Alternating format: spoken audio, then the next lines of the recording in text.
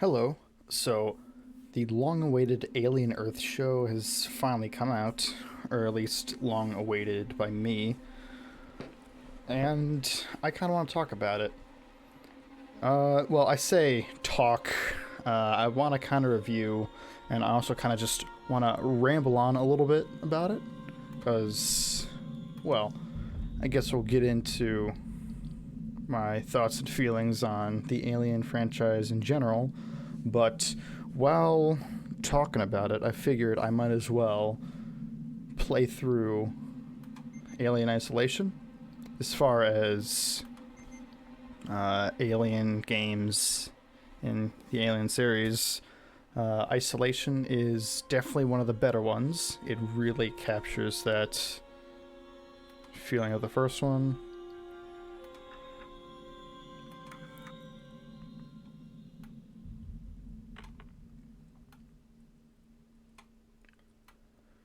So I have notes, a lot of notes on that I took while watching the show. Um, well, I figured I'll let these. I figured I'll let all story beats in the game play out as well as my talking. But on the first day Final of the report of the commercial starship Nostromo. well, let's sit through this. Third officer reporting. The other members of the crew: Kane, Lambert, Parker, Brett, Ash, and Captain Dallas are dead. Cargo and ship destroyed. I should reach the frontier in about 6 weeks. With a little luck, the network will pick me up. This is Ripley. Last survivor of the Nostromo. Signing off. Yeah, so that's audio from the end of the original movie. Luckily, this game does not have too many cut scenes to have to sit through. I believe only four. Two in the beginning, very beginning, one sort of beginning, middle-ish, and one at the end. Ripley? I'm Samuels. I work for the company. It's about your mother. We think we may have found her, Amanda.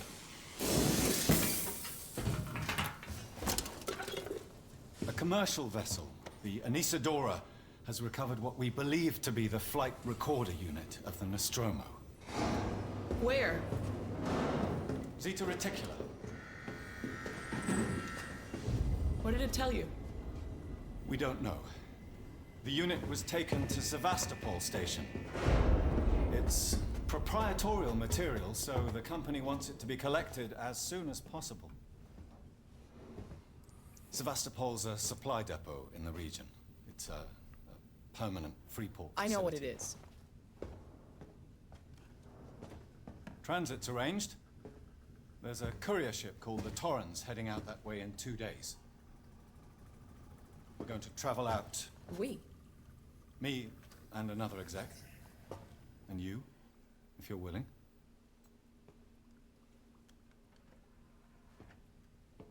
Look, Ripley, when this job came across my desk, I read the case history. I know why you're working in the region where she went missing. You're still looking, aren't you?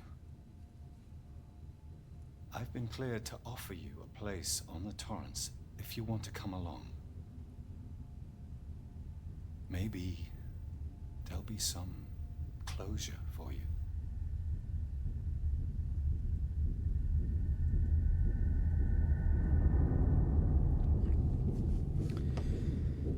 Actually, I think it's 5 cutscenes, and by that I mean like cinematic cutscenes from not the first-person view.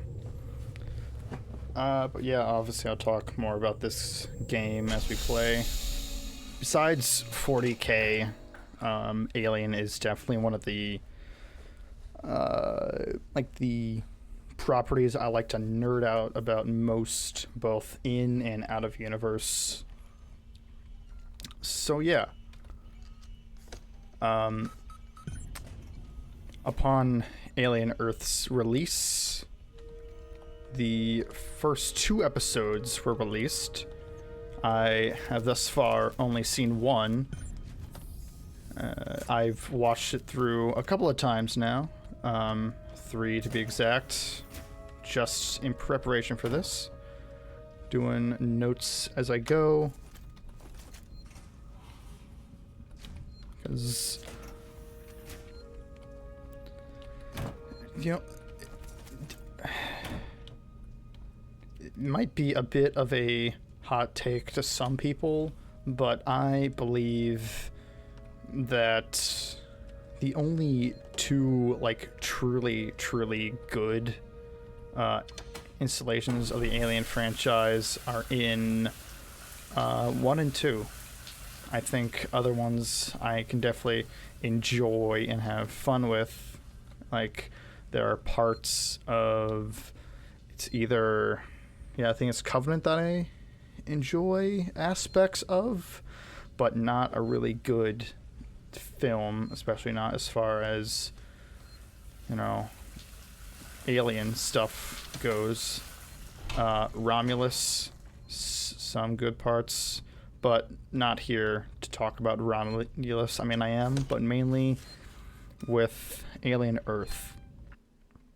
I remember it being announced many years ago, and just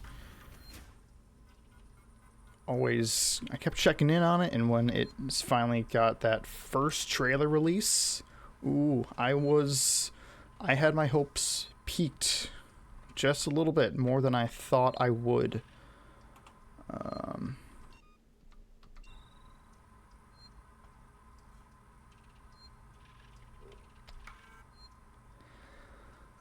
What really got me excited was the one teaser trailer, the one where it was sort of growing, where we were seeing all like the montage shots of the gestation teaser. That really got me excited. That really made me feel like, oh, this is really sort of, I don't know, just more, not artsy, not necessarily that it felt like they cared, but more of that, it had that very, just, I don't know how I would describe it, but just like they wanted to depict the xenomorph well, which I'm very excited for, very stoked for. And then we got some more trailers, and we were seeing the more stuff with the other people, with the human characters involved, which honestly, the first time seeing those, I got a little bit of a, oh man, sort of feeling. But I guess that is not really the show's fault. That is just sort of my bias of, I am sort of here for the alien and here for the xenomorph. As far as movie monsters go, I really love the xenomorph. It is my favorite movie monster.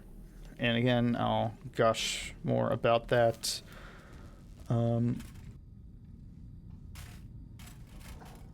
But get a little bit away from, so what I'll be focusing on, let me get back to it, with sort of summarizing the plot of it a little bit.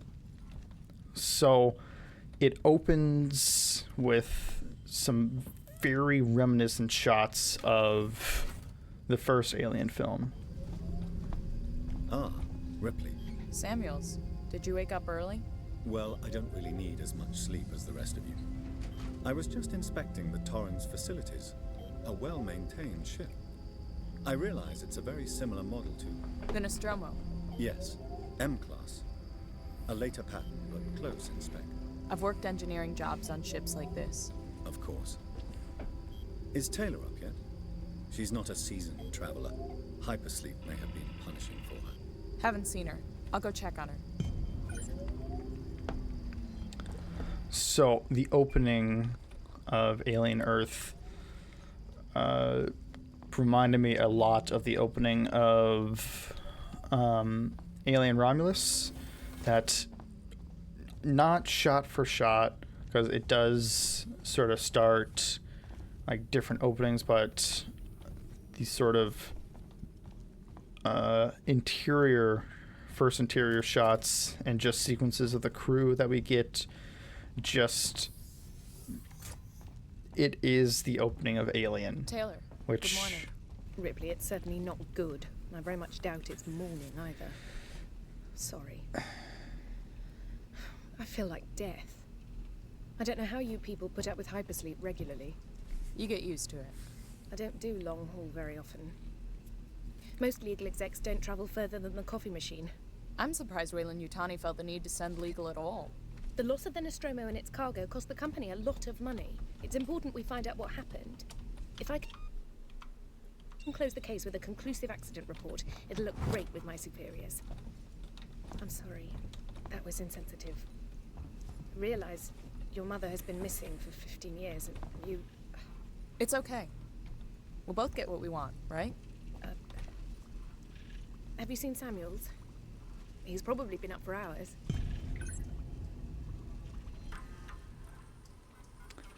All personnel to the bridge. Approaching Sevastopol Station. Looks like we're up.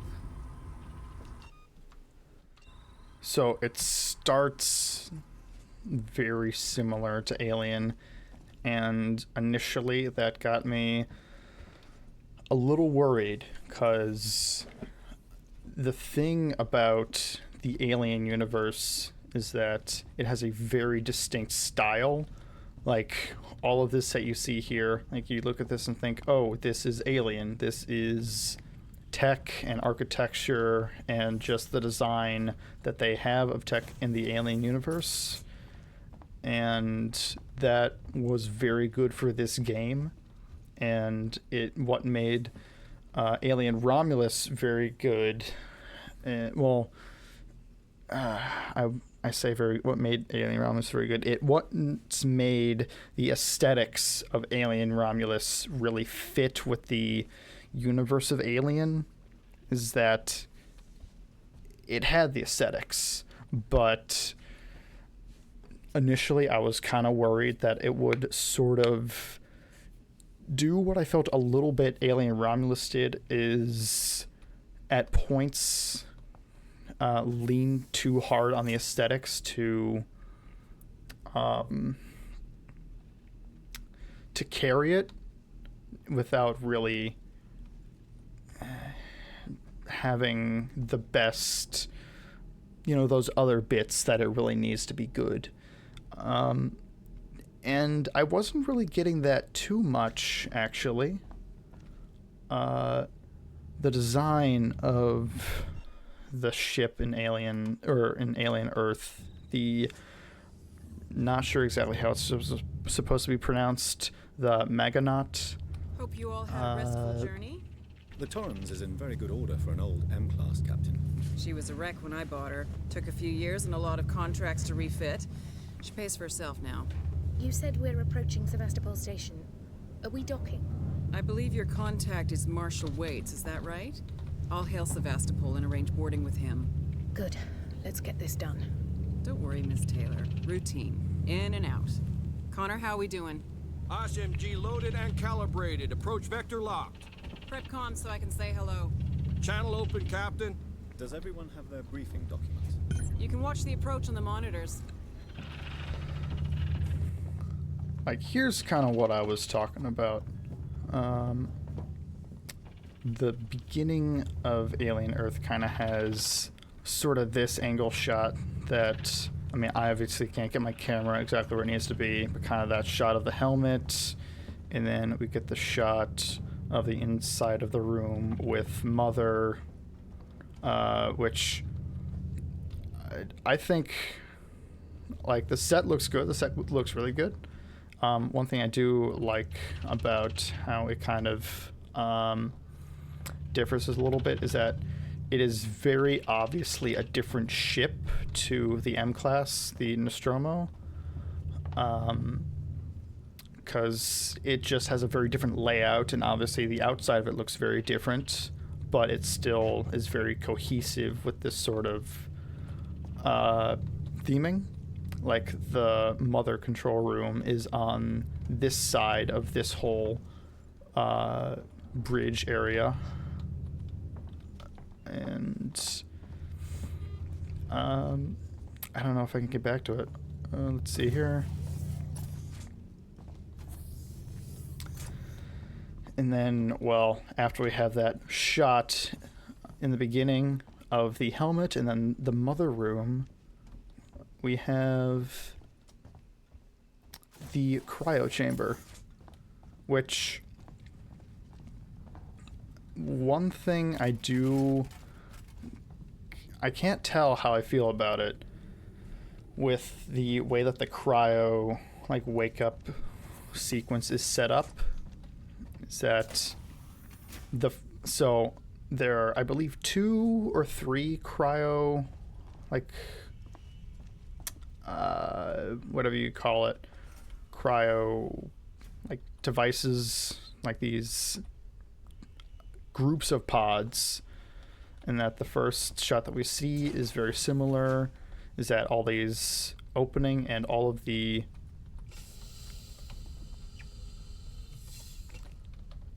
opening and all the crew members inside.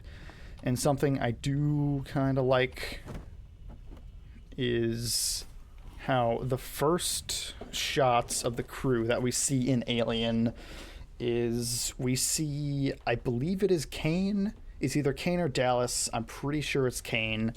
That we get that close-up on Kane, and that how the whole thing with Alien is that they show us these characters, and that they kind of make it seem to the audience that you don't really know who is going to be the quote-unquote main character, protagonist, and they kind of lead you to believe it might be Kane, it might be Dallas, then it ends up being Ripley in the end. And I did really like how that was sort of played on in this show with these characters, because we get to see the shot of the one lady. She's like the first one we see wake up. It was Xavery or Petrikov, I think. And then we see, after this sequence with them waking up and getting out of the pods, we get the sort of exact same breakfast scene in the living room dining area in here. We have them all sitting around the table kind of chatting, and we kind of get that sense of, you know, getting to know these characters. And honestly, from that first scene, I kind of wish we got more of those characters, because it seemed like they had a pretty cool and had a dynamic that I was sort of interested to learn more of. And again, wasn't really sure who exactly was going to be the main character. It could have been, I want to say Petrikov was the lady. I'm not really sure. And then it had the guy who was the doctor. And then it had the 2 guys that were sort of in this equivalent room, this little seating area. in those guys especially, I got like a sort of immediate vibe of oh, this is the Brett and Parker. These are the guys that are sort of like separate from everyone else, just sort of not in that same clique. And I don't believe they were engineers. I'm pretty sure they were the more sort of literal, not zookeepers, like the wranglers, the guys who went out and got the alien specimens. And there was some sort of kind of, I feel, a little too overt dialogue between the two of them of, oh, this is Weyland-Yutani. And that's us? Yeah, that's us. But I feel like that could have been delivered a little better, or not laid out a little better. But yeah, sure, whatever. Like, I think maybe didn't even need that line at all, because like they were talking about, oh, the company, we work for the company, and then it's said later by other people, oh, this is a Weyland-Yutani ship that crashed. Getting ahead of myself, but it crashed. And yeah, that's just one line that stuck out to me as didn't really need to be there, but still, I was liking that sort of whole sequence. And then we meet Morrow, who the security guard. And just from this first episode, I will say, I do like Morrow. I like the characterization of Morrow. I'll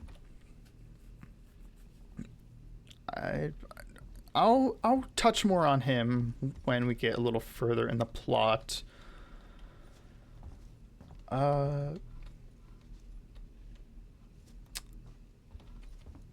Yeah, let me start this. I'll just let this sequence play, because we should be coming up on Sevastopol.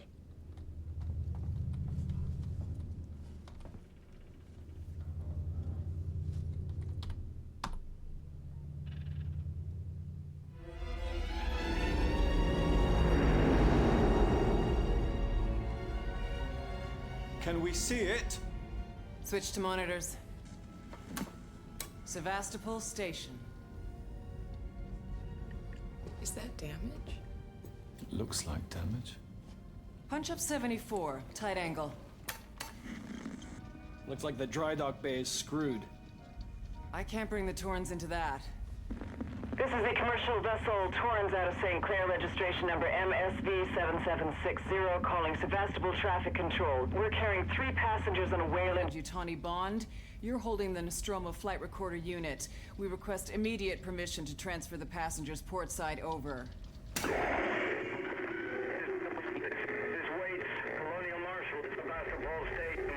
Serious situation. Hello, Marshal? Marshal, this is the Torrens. Say again?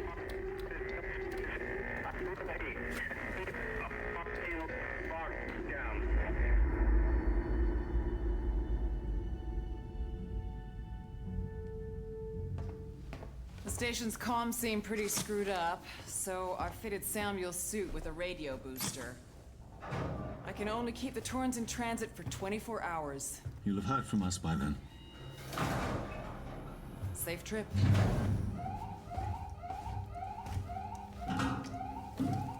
Stand by. My contract doesn't cover bloody spacewalks. It's the only option, and it's perfectly safe if you do what I tell you.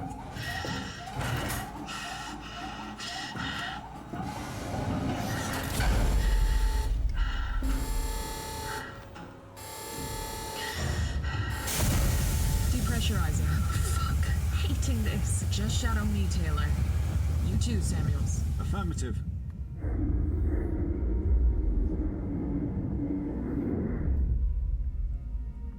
Another quick thing.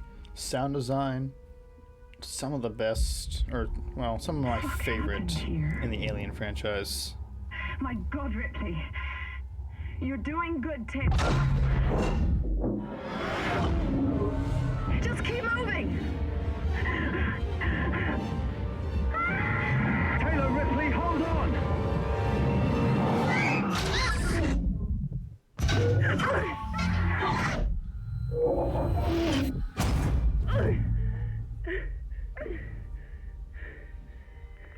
Samuels! Taylor! Respond! Anybody! Okay.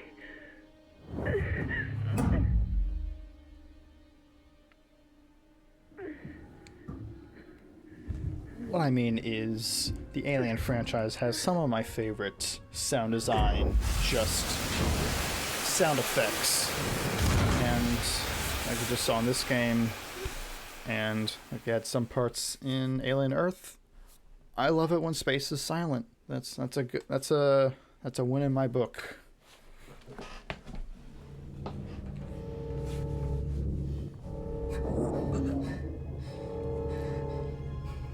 But as we will learn, the mission of the Maggonaut is to go out and retrieve these alien specimens, these different alien species.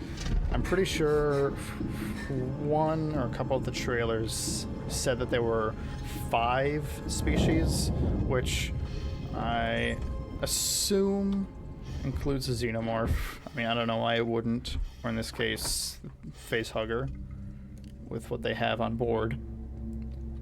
And we get a glimpse at a couple of them in this first episode. Obviously, we see a peek at the xenomorph, which it's looking pretty good. It's not the best I think it's looked.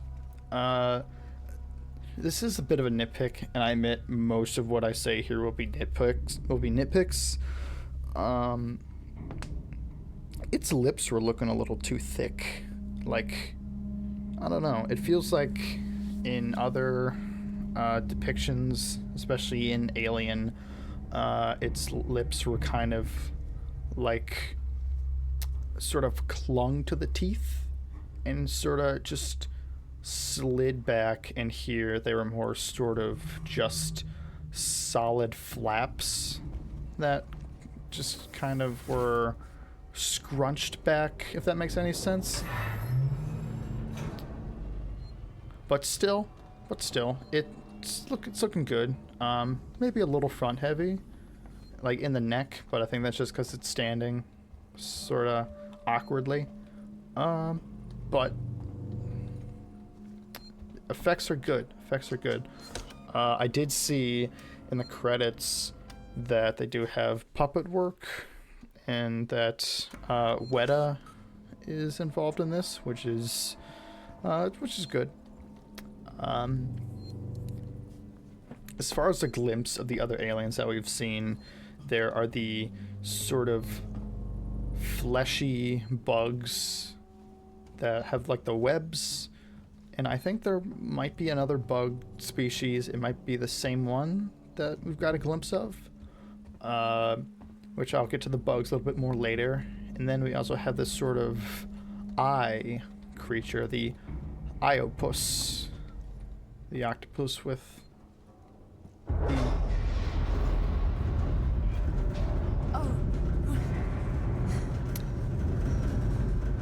the octopus that has the bunch of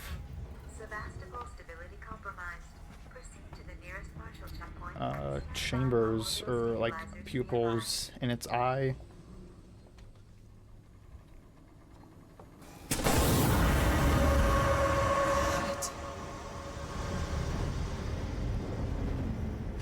Which that looks pretty cool. A little goofy, maybe.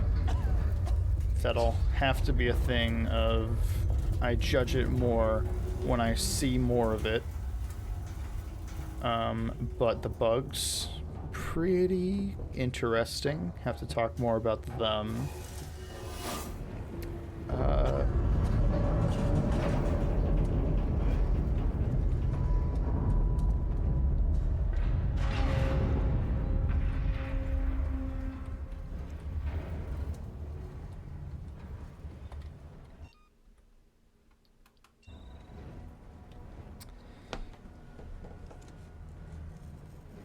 And then,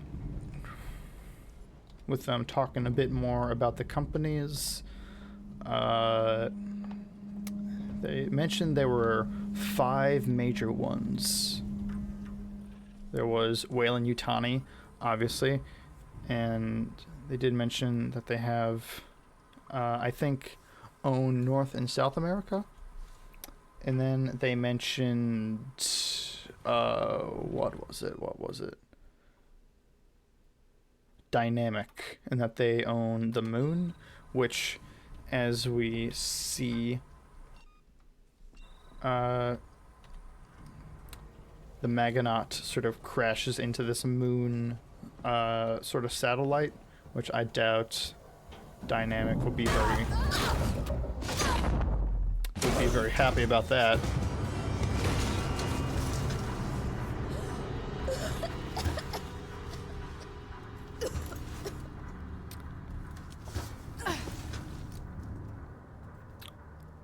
But then they mention that there is sort of this new company. This one called Prodigy, started by the announced youngest trillionaire ever.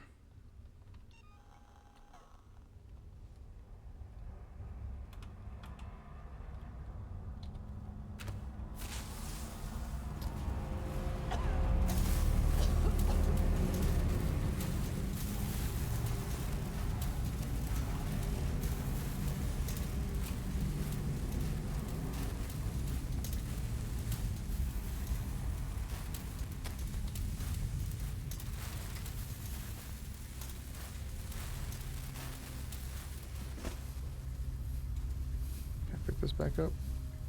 Nope. Alright. How do I crouch? Shift is no. Tab. C? Alright, C.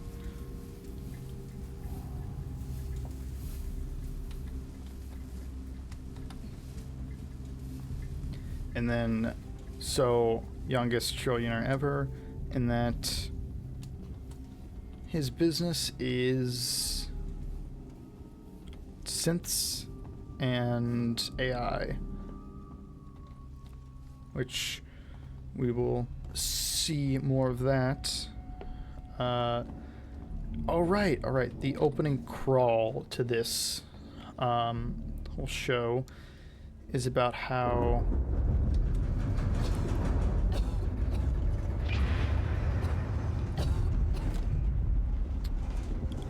all of these companies are in the they're going after a more immortality, which, you know, it does kind of make sense that you have all this money, you have all this power, this ability to travel the galaxy. What else is left for you to go after? Yeah, immortality. I'm perfectly fine with that. It was sort of... I think it could have been approached way better in the prequels, the 2 prequels, Prometheus and Covenant. This sort of chasing of immortality, as well as it coming back in Romulus.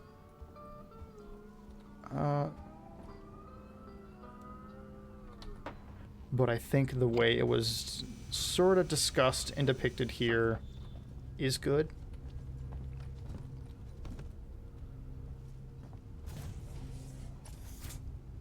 And especially with the use of synths, and especially with, well, I'll get to that in a sec. Again, a lot of getting to sex in a sec. Another thing is where this takes place in the timeline is this takes place in the year 2120, and as we all know, the movie Alien takes place in the year 2122. No, I didn't know that. I googled that before I started. So yeah, this is all taking place pretty much not as Alien is taking place, but sort of as Alien is kind of taking place or about to take place. I don't remember exactly how long their trip was. A few months. It was a few months.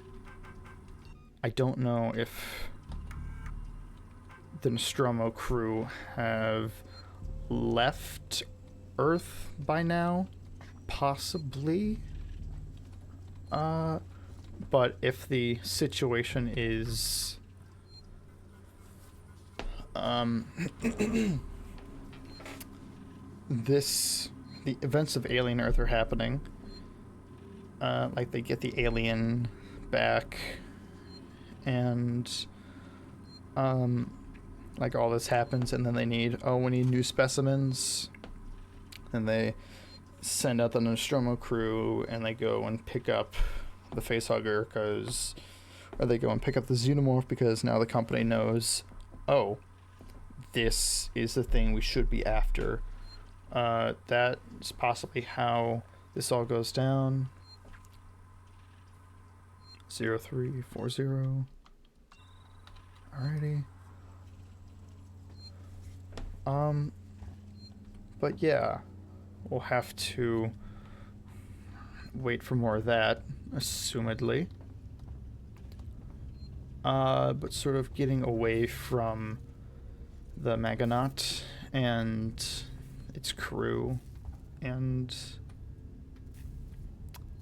then talking about the Nostromo and Weyland-Yutani.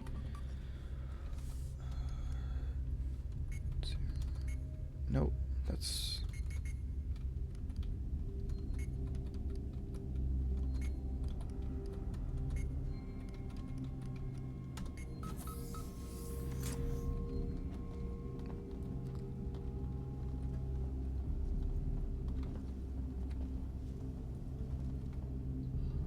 Alright. Med kit. I think there should be other stuff in here. Oh. Nope.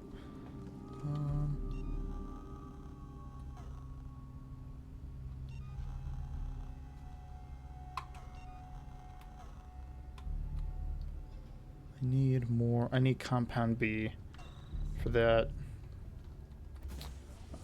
So as we leave the Meganaut, we see what one of the companies is doing. We see what Prodigy is doing, and not really. You know, it's interesting. It's interesting the sort of theming that they're going down. Doesn't anything here work? With you know, this whole experiment that they're going. We see the island that this Prodigy experiment is going off of.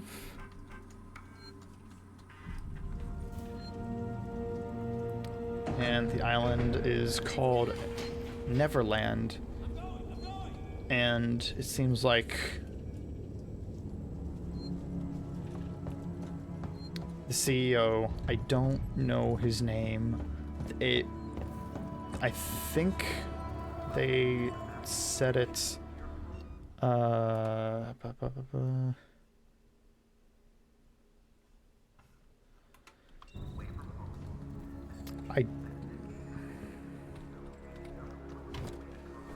me check here.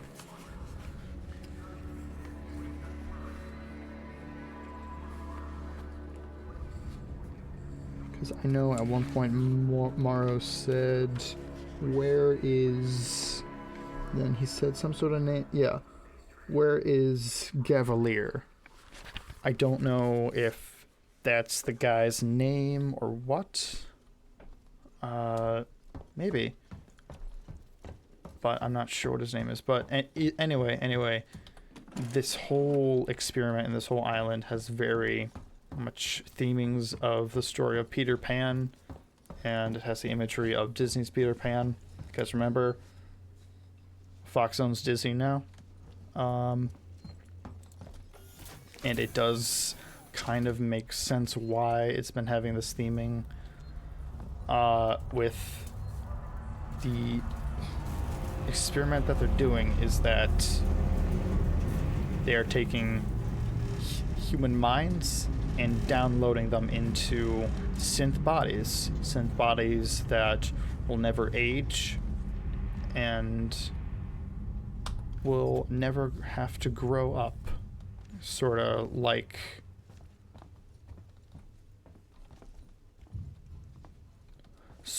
the Lost Boys in Neverland.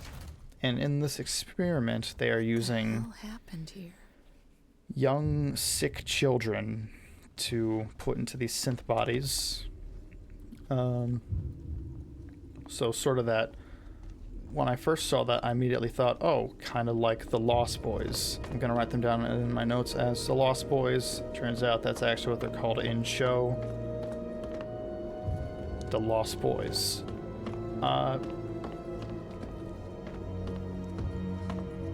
So that is interesting. Kind of, yeah, that's cool. That's cool.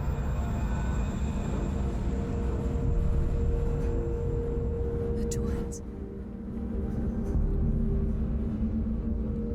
I'm here.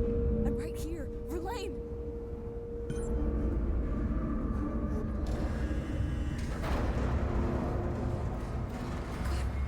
damn it!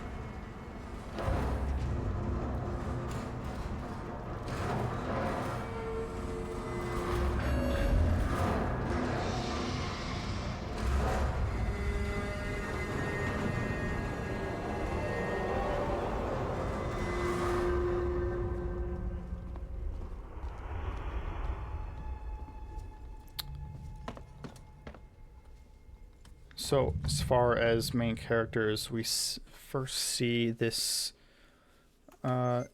sick little girl, Macy, who we then learn will become Wendy.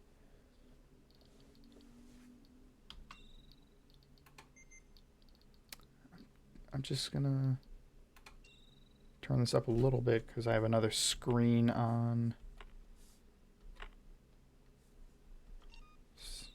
Like legitimately hard to see with it. I don't know if I need to save that.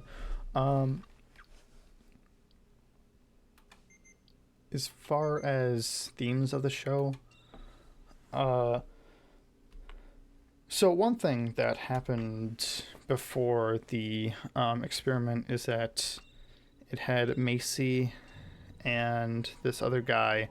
I'm not 100% I don't know his name, and I think he might be a synth just from the wording that he uses in a speech at the end. I think there's a possibility he's a synth. I'll just be calling him the white-haired guy because I don't know his name, and he has white hair, and that is a distinctive trait for me to use for him.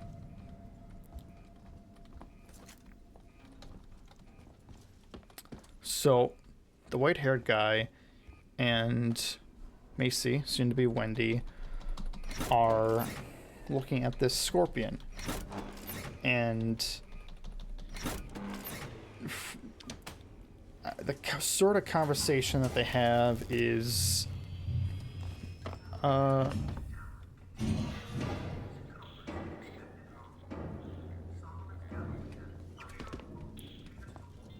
the white-haired guy sort of asks Macy, oh, what should we do with this scorpion? Then she says, oh, squish it so it doesn't sting you. Then he says something along the lines of, what if when I go to squish it, or when you go to squish it, or I can't remember what he says, when I go to squish it, another scorpion sees me, do that, and it stings it to protect its friend, to protect its family.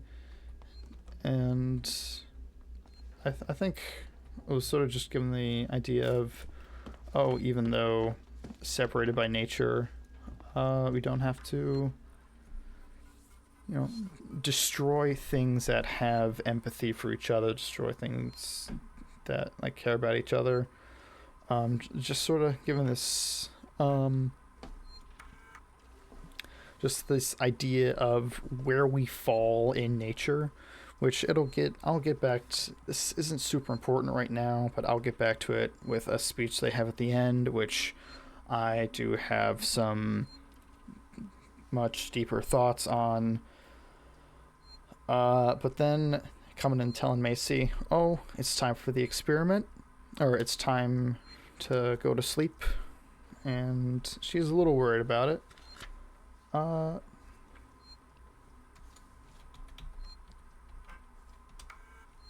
And that she wants to see her brother, and she can see him afterward.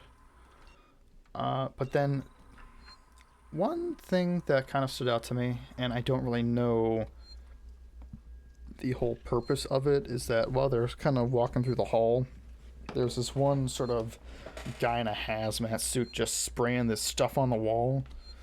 It almost looked like some sort of like liquid nitrogen, or just like, I don't know, cleaner. It almost looks like he was spraying it on like a sort of spot on the wall that got like,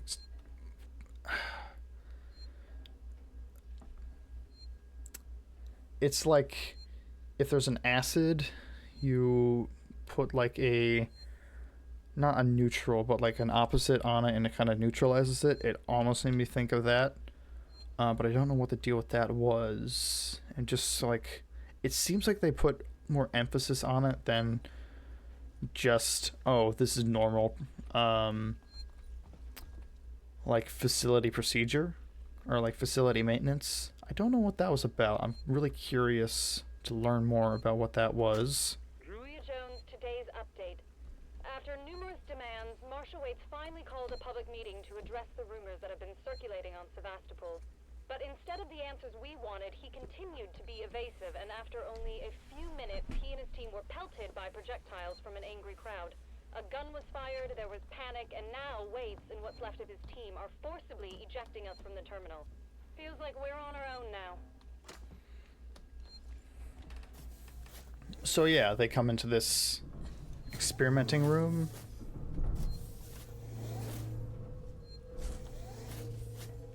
With the CEO is playing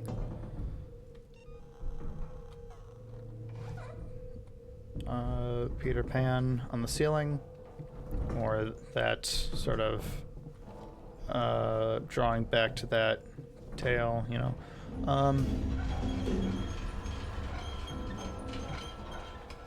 small nitpick about that is just aesthetically, I would have put more like,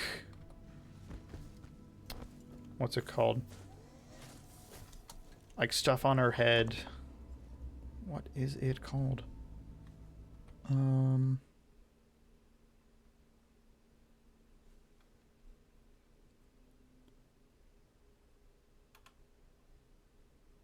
It doesn't matter. I just would have made it more like we're physically having to plug you in for this. Just kind of has her laying down on this sort of like acrylic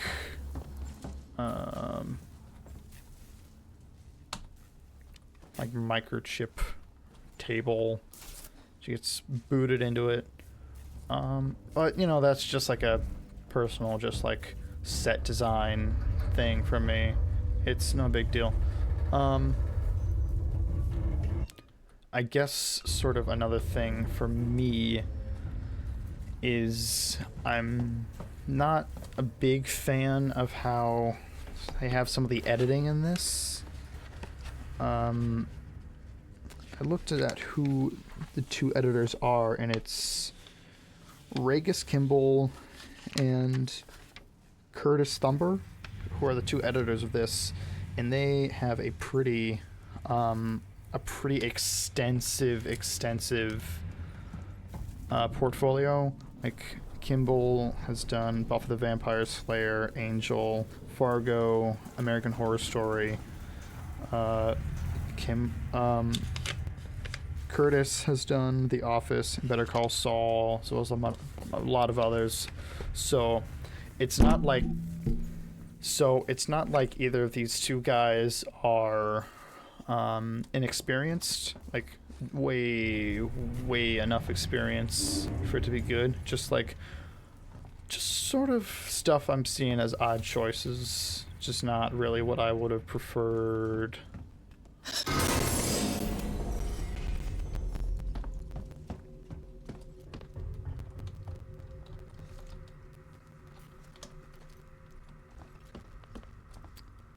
And sort of the music that they were having in the beginning and sort of after the sequence that Macy becomes Wendy.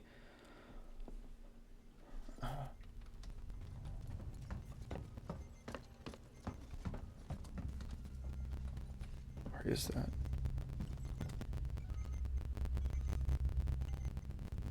One thing that kind of stresses me out about this game is that, like, this sound is like near identical to an alarm clock I had.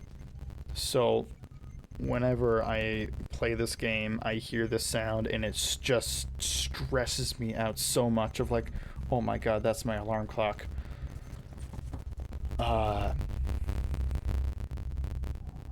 Music. It has just some more sort of like techno, sort of synthy, more sort of vocal stuff, which I'm not as big of a fan of. I mean, that's just personal preference. I also think it just doesn't fit as well with Alien, just because it hasn't really had a lot of that stuff in a lot of the other movies. And just sort of when you introduce stuff that is sort of not like cohesive with what's been established, it can be a little jarring. But it's just like that's just personal preference. Just something different that made me go, oh, that's different. It's not important. Oh. I think I just heard a cat somewhere.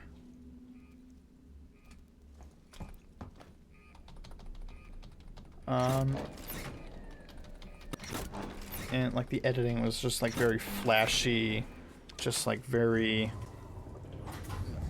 jumpy, which I guess if you need to pack more into a show, you're gonna have faster editing. But just like at the end of the first scene with the crew of the Meganauts, it had like a bunch of flashes that was kind of foreshadowing all their deaths. I was not a big fan of that. I could have gone without that.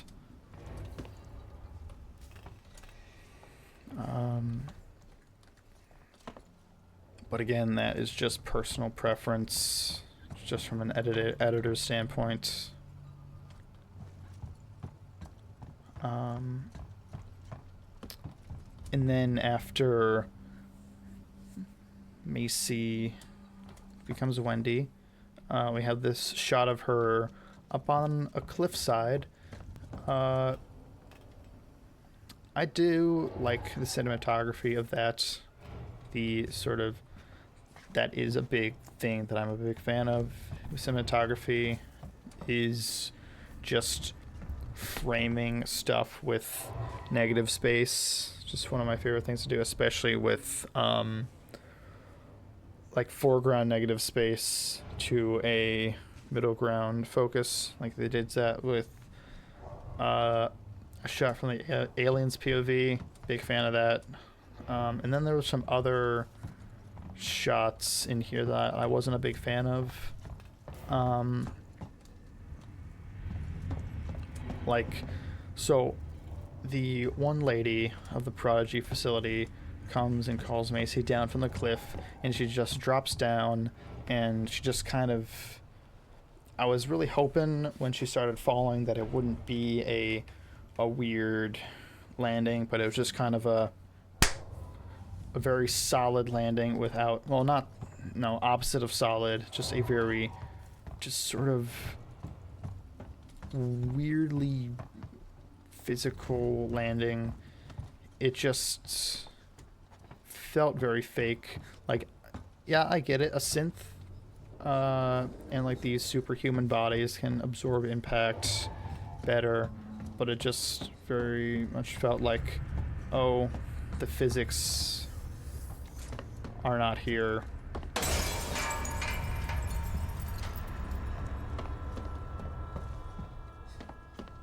That's gotta be the exit up ahead.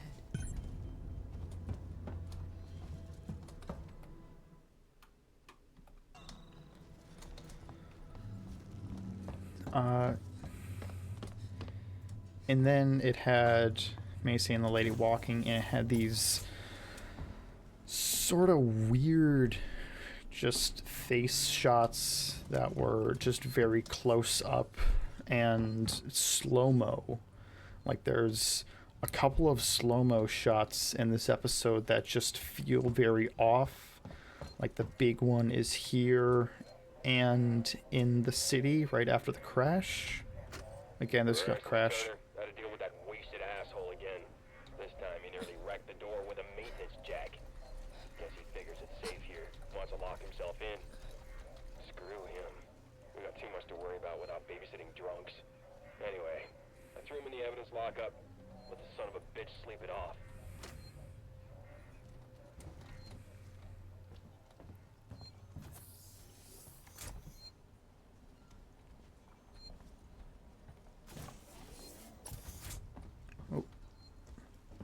What does that say? Waits. Okay.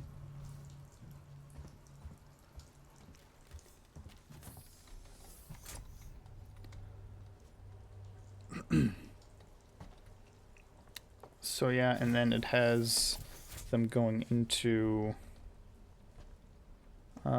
talking to Wendy.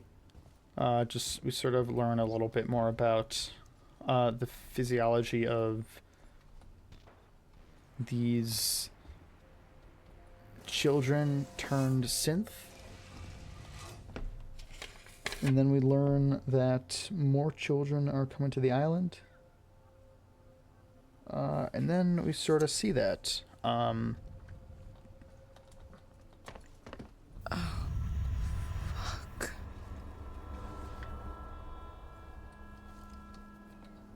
So these other children arrive.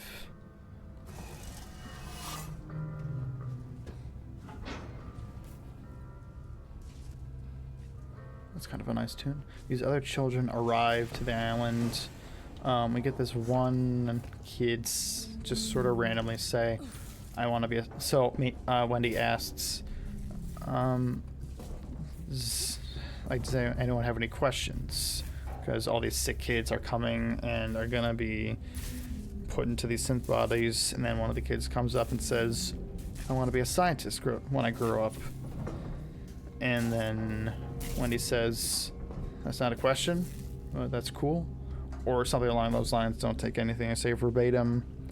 Or don't take any quotes I say. I'm quoting verbatim as quotes.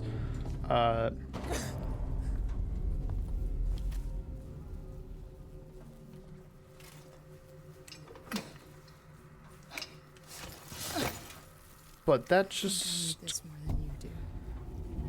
That just kind of felt like a bit of a weird line.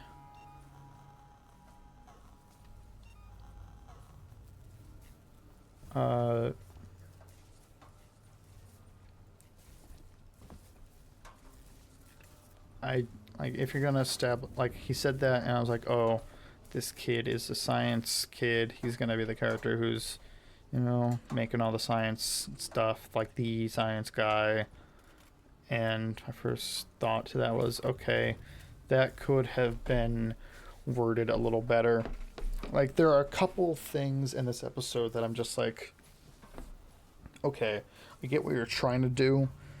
Could have been worded a little better. And this is one of them. Just like, oh, you want to establish this kid? Is this...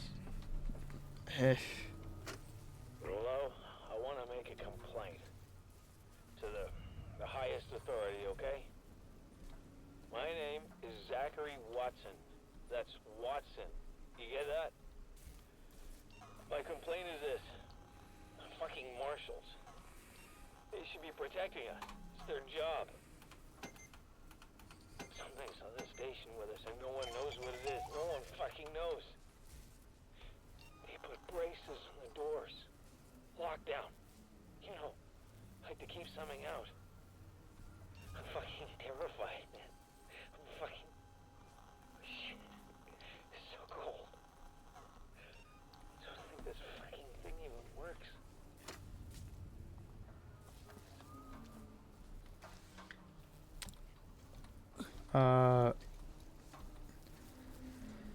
So we do get a sort of transition shot that I do really like, that she brings all of the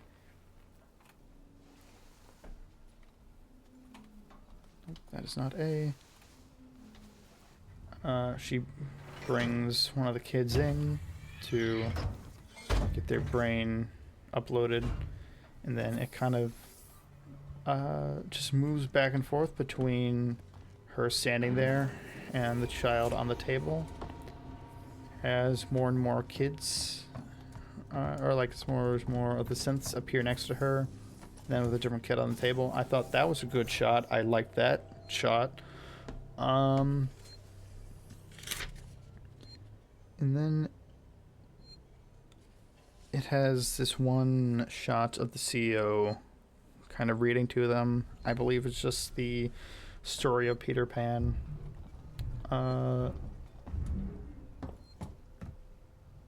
Which I'm just mentioning that now. I'll get back to that a little bit later. And then we get back to the Naginat, which everything has been going crazy. All of the aliens are out.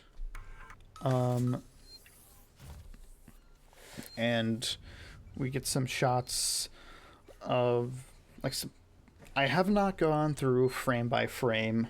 I don't know if I will or not. Just probably at like once the show is over and I've seen everything, I might go back and just see if I can get just some closer looks at everything. But yeah, the xenomorph is out, and all these other creatures are out. We hear some of the noises of the other ones. I'm curious to see what everything does. Like, we see what the bugs do. I want to know what the eye does. The Iopus, the Octo-Iopus. What does it do? And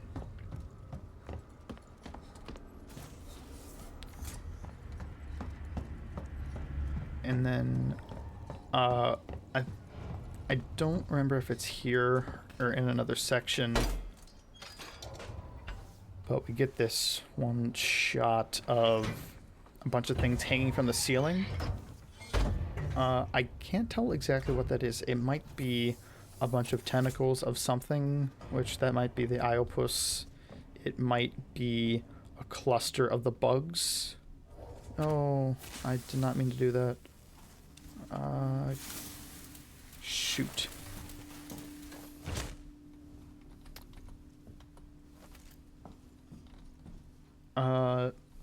It almost looks like the tentacles or some sort of like hand that's hanging down from the ceiling. Can't wait to see what that's about. But then we get a sequence of Morrow in the mother control room, which it's at this point we sort of find out who the protagonist slash main character of this crew really is. It is not that lady, and I believe it's the same lady yelling at Morrow from outside the window. But we see that Morrow is the one who we are going to be following. I forgot to mention, he is a cyborg, and we see that in this sequence that she's yelling and screaming at him to let her in. And instead, he stands up, walks over to the door, and a sort of welder comes out of his arm, and he welds the door shut as the alien comes up behind her and kills her. And then, let me move this along a little bit.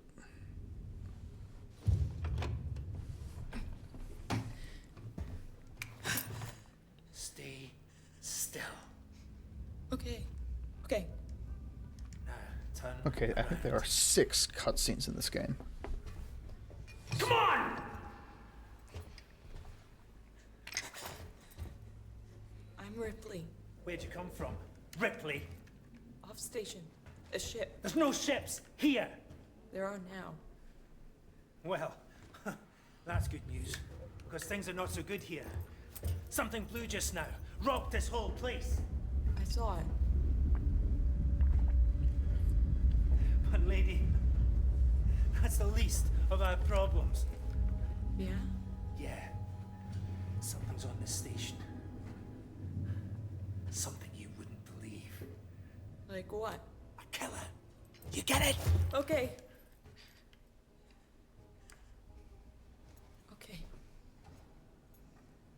What's your name? Axel. I was boarding with 2 colleagues. EVA. We got separated by the blast. Can you help me find them? Why? Because you seem to know your way around. No, I mean, why? What's in it for me? A place on the ship. How do I know I can trust you? I need to find comms. I need to contact my ship.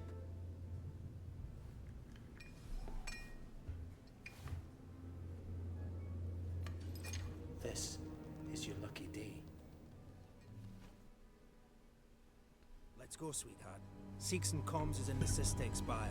It's quite a distance, but we can get to a transit through the freight area. But watch yourself. We can get into all sorts of trouble here, okay?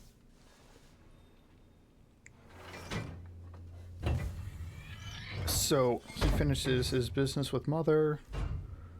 Come on, I don't want to stick around here long. And now the alien Is that you following me back there? Had to keep my distance. Can't take any chances.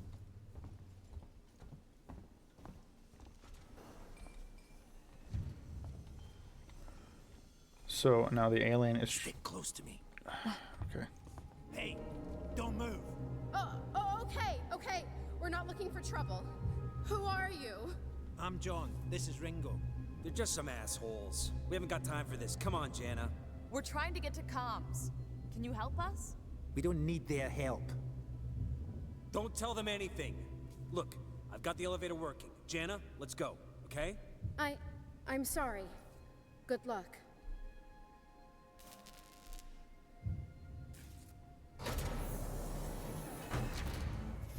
What the hell was that about? Why are you so damn aggressive? Everyone's running shit scared, keeping to their own. Safer that way.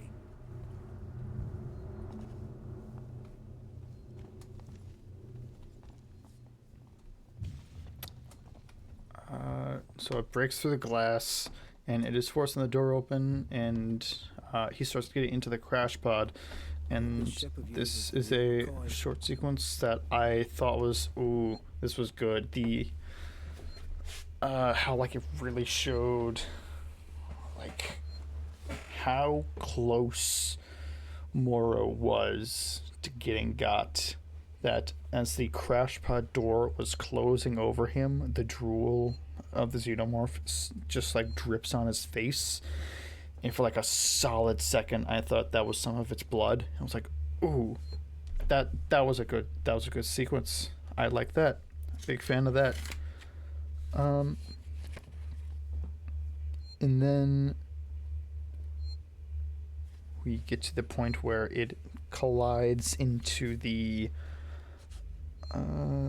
moon sort of satellite. Again, dynamics not happy.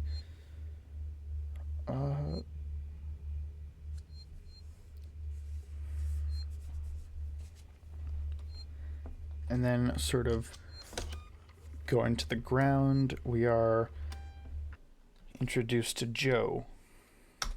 Like, I was gonna say the line from the show. I don't know baseball players. Sorry. Hold up. Let me get the elevator. Allow me. Place is old. Needs a special touch.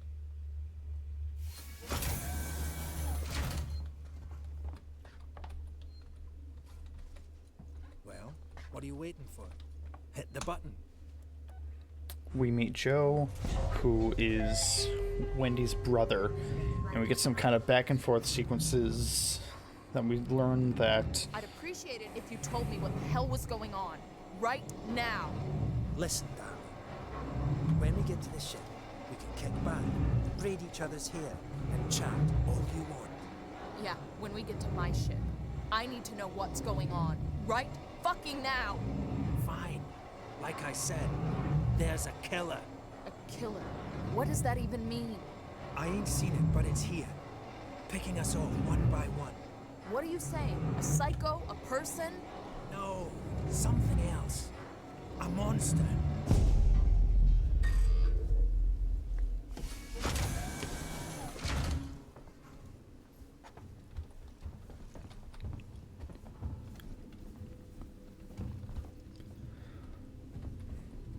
So, Prodigy knows Wendy is watching her brother. Obviously something she does often.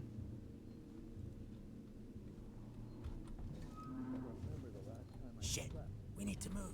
This way. Get down. This is bullshit, man. We should be looking for a way off. Are you crazy? There's no way off. At least we're safe down here. For how long? What if they come for us? Then we shoot the crap out of them. Now shut up. You're making me nervous. Glad I found you guys. Trouble. We'll have to go round them. Follow me. We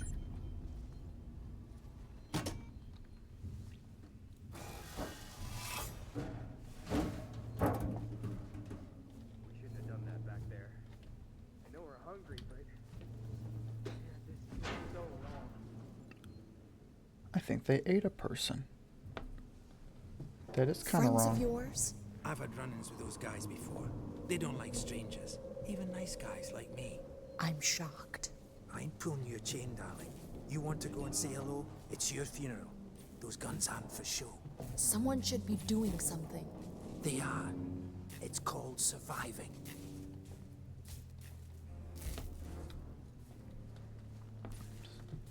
Everyone's turning on each other. The fear, it makes people crazy. I've noticed.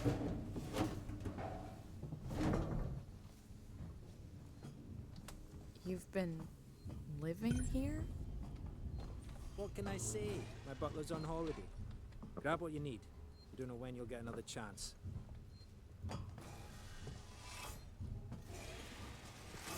Been hunkered down here for a week now, waiting for a ship. Waiting for you, I guess.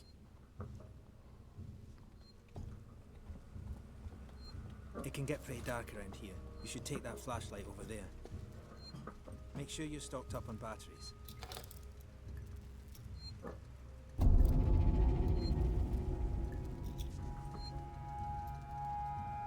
Just be careful not to flash it around.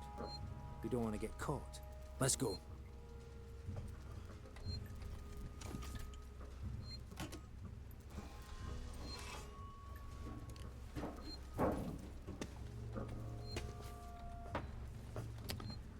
This way. And then through Wendy's monologue, we learn that her brother Joe is a medic. And from what we see with him,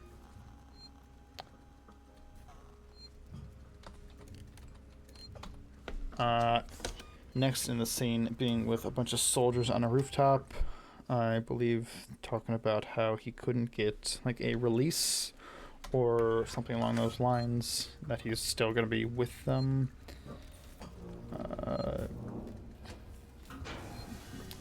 And this is when they see coming out of the sky is the Megonaut crashing. What now? I'll watch the vent. There's another vent round here somewhere. I marked it so I wouldn't forget it. How about you look around? We're not going anywhere until you find that vent. And obviously not much Joe or anyone else can do to stop it from crashing, and that's exactly what it does. It goes head on right into what I believe is a sort of apartment building slash just like mall slash industrial building. I think mainly apartment. But these soldiers immediately mobilize to go in and help people via search and rescue. And one like really weird thing to me, and just it is a weird thing, is all of these soldiers are armed, and I can get a sidearm. I'd prefer them to have just a sidearm, actually. They all have rifles, which, if they were just carrying rifles, or just like had rifles in their gear or in their transport that they had, or had them slung at least, or even just a couple of them carrying them, it'd be better. But the way that they go about it is every single one of these soldiers is carrying a rifle and has them just trained and ready to fire, which as search and rescue... Axel, is this it? Hold on, I'm coming. That's really weird. Like, if you're search and rescue, I knew it was here somewhere. You wouldn't be walking straight into a disaster area, weapon up and ready to fire. Especially, they have no reason to think that this is any sort of threat, that this is anything other than an accident.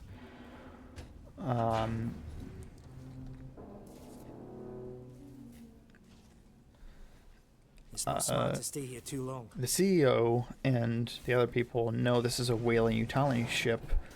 I believe that some of the That's the way everyone travels around here. military, just those that want to stay alive, sweetheart, at this point could know it's a Weyland-Yutani ship. But why? Torrens, so that's your ship, huh? Why would that make them walk in armed?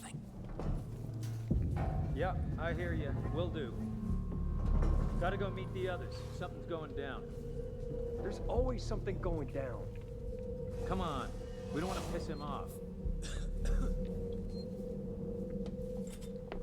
Follow me.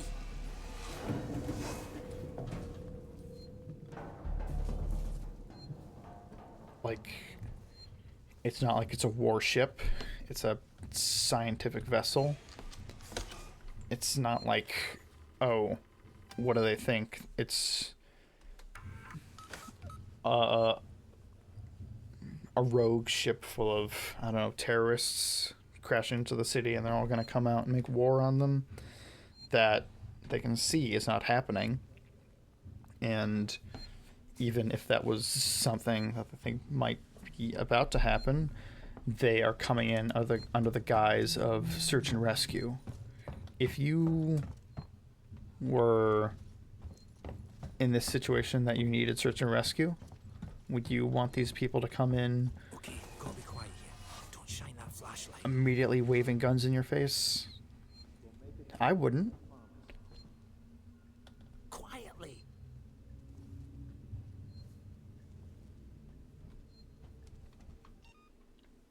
I wonder if this has, like...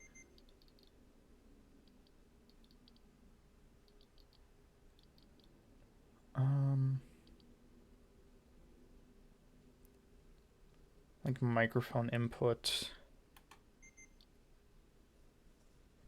That this is maybe going off because I don't really want that. I want to just be able to talk.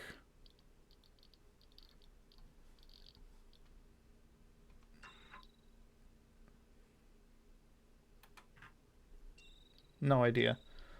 Hold up. What's the emergency? Someone else has been here. Everyone, stay alert. Keep your guns tight. Shoot anyone you don't know. Stick around while I check our stock. Come on. Someone will send help soon. They're armed. Too many of them to take on. Take on? We still got to get through there. The door at the end. How? Let's try a distraction. The generator. If that went down, they'd have to check it out. You're smaller than me. You'll make less noise. Great. Which one of you checked our supplies last? I did. What's up? You decide to help yourself? Either way, What the fuck is that supposed that's a to mean? nitpick. Hey, That's he's been with me the whole time. is nothing more than a nitpick. It doesn't really change anything. It's just a small thing of like, oh, that's kind of taking me out of this a little bit.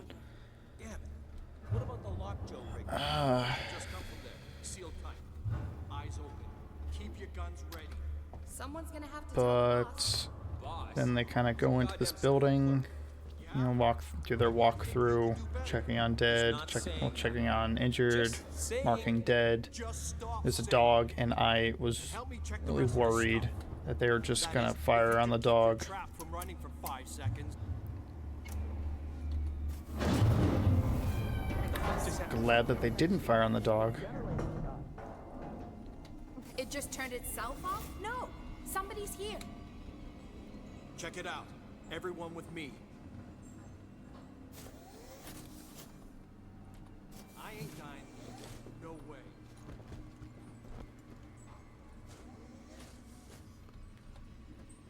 Who's there? Come out and we... Doesn't seem to be broken. Nice work, Ringley. This way. Let's keep it down. They're still close by. Follow me.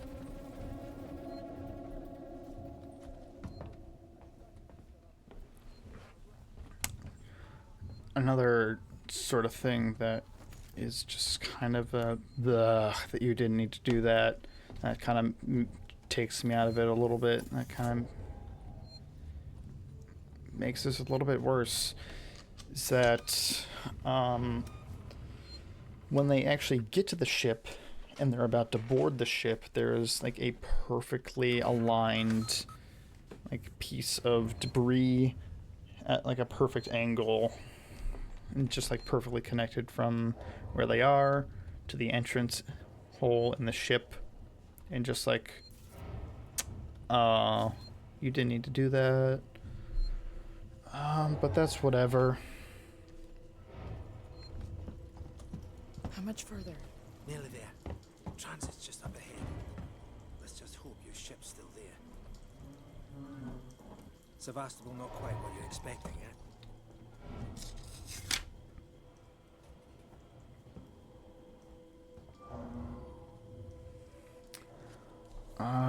Oh, right, another thing. I'm not even supposed to be here. My shipping out papers were for a week ago.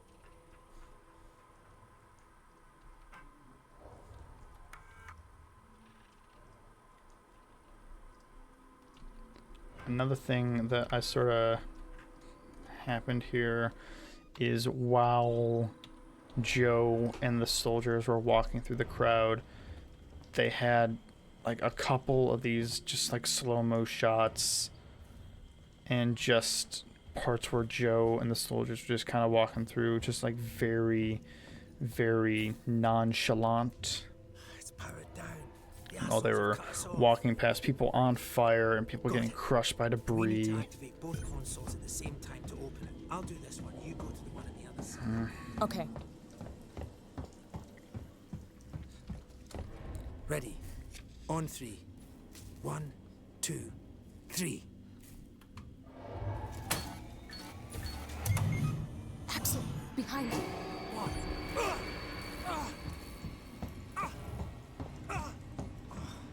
Fuck you! Get here now! I've got the thieving son of a bitch! You...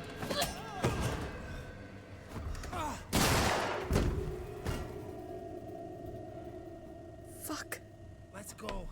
The others are on their way. We need to go! Now! Hey, you bastards! Move it! Shoot him! I think he's dead. They killed him. Come on!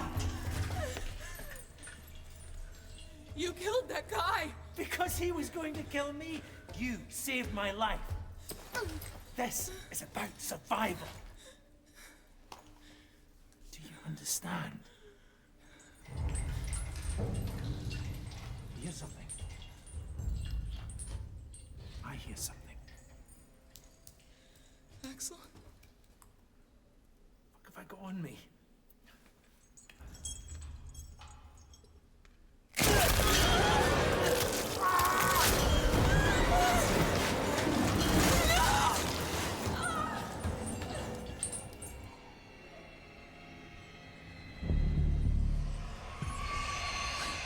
What the hell was that thing?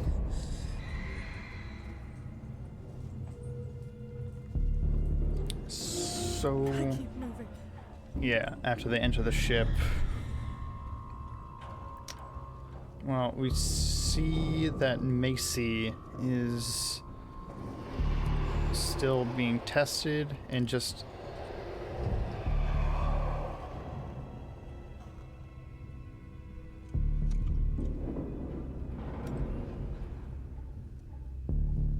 some very, very basic stuff that you would test with this.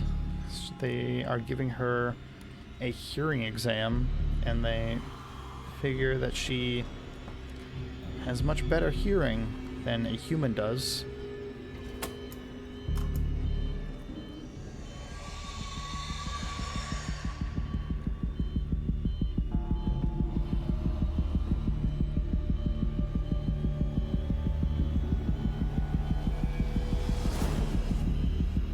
And then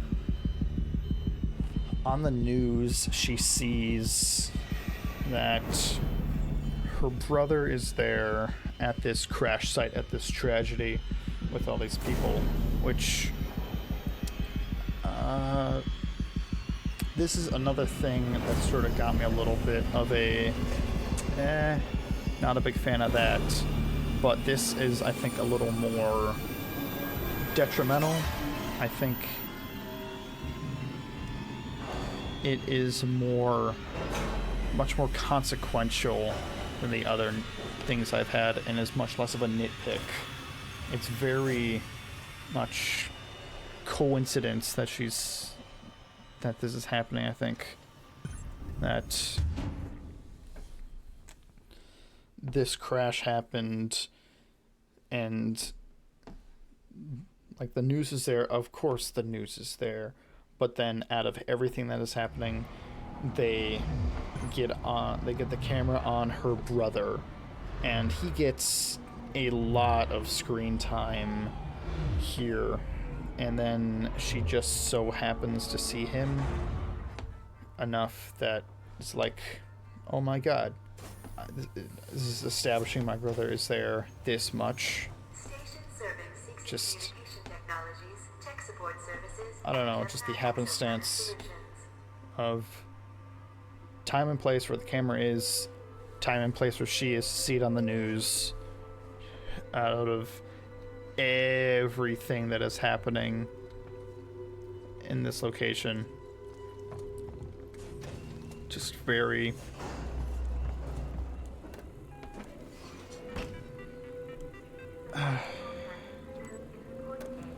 I think much better ways that could have been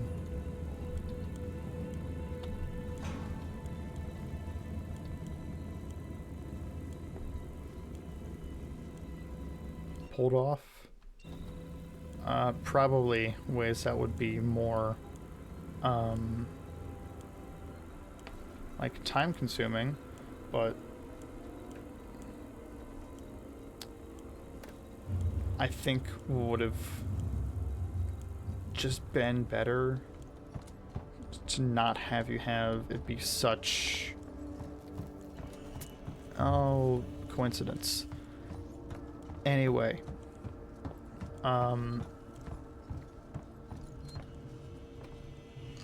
so she goes to the CEO, and CEOs and talks with people of, this is a Weyland-Yutani science ship that has crashed in our city, in our land.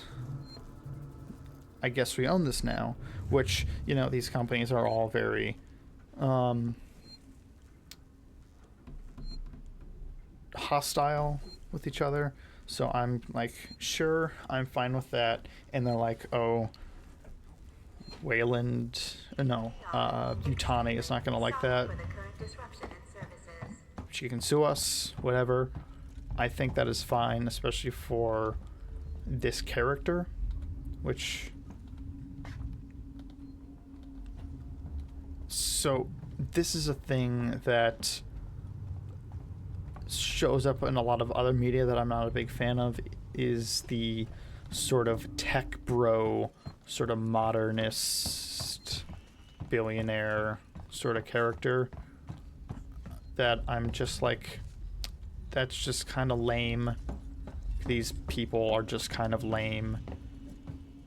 And I think this is one of the few ones that I've been a little more okay with. I still think it's kind of lame, but I've definitely seen it pulled off worse. Where it kind of makes sense that this guy would be like, oh, this is our ship now. We own this. They can sue us if they want to say anything about it. Which, yeah. I believe this guy would do that.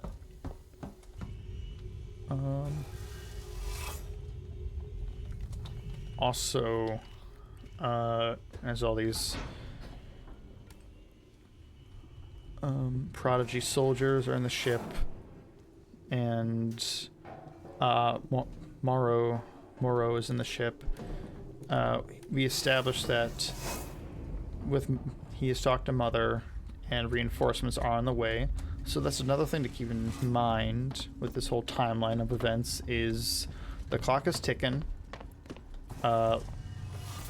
Whatever events happen are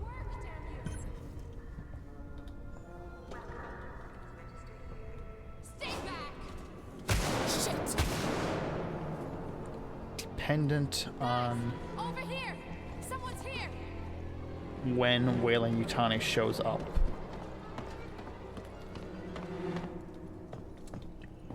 Which I think is good. Listen to me very carefully. I want you to leave work now. Collect Claire, pick up the cat, and head home. We need to find someplace safe till Seegson's in the ship. I saw the guy from down the hall. I can't remember his name. The one in the dirty baseball cap, weird smell. He had something in his coat. I think it was a gun. He just looked right through me. Don't talk to anyone. Don't tell them where you're going. I'll meet you as soon as I can. One sort of side tangent to the side tangent is they mention there are 4 big companies. Oh wait, it's actually 5. So there's Weyland-Yutani, Prodigy, and Dynamic.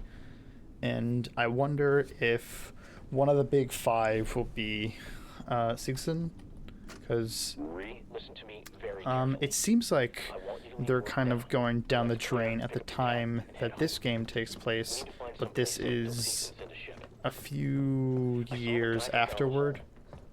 So baseball cap, I'd smell. imagine He had something in his coat. we could probably see them more in their prime. He just looked right through me. Talk to anyone. Don't tell them where you're going. I'll meet you as soon as I can.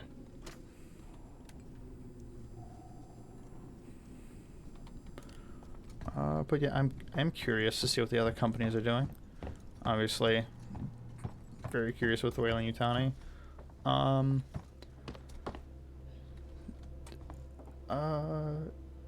No, yeah, I'll keep talking about this first.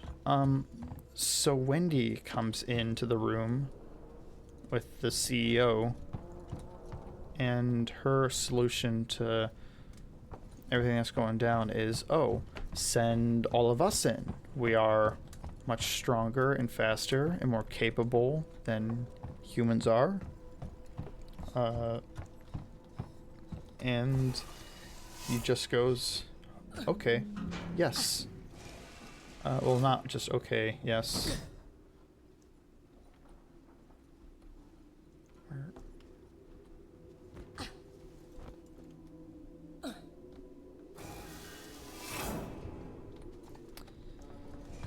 Well, this whole situation, I'm not a fan of. That. She was trying to hack the elevator's security. Circuits are fried. Easy fix. Just need to find a new data set.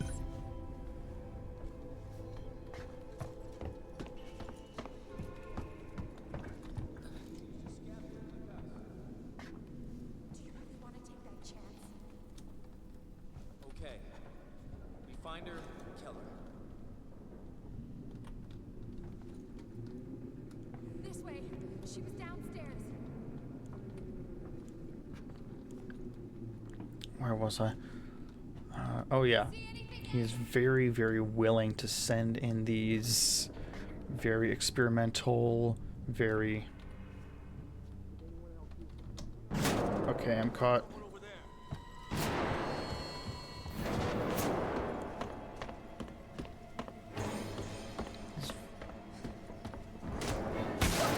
Alright, yeah, that was gonna happen. These very experimental, very...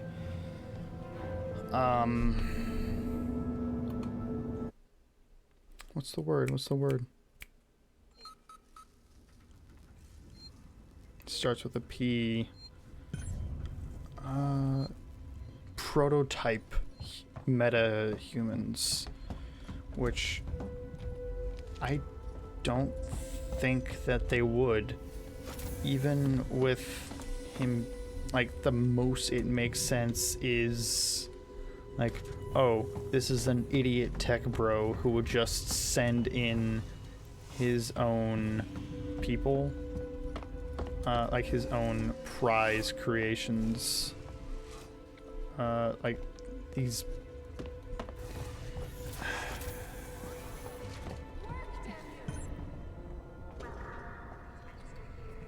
Stay back! Shit! Guys, over here! Someone's here!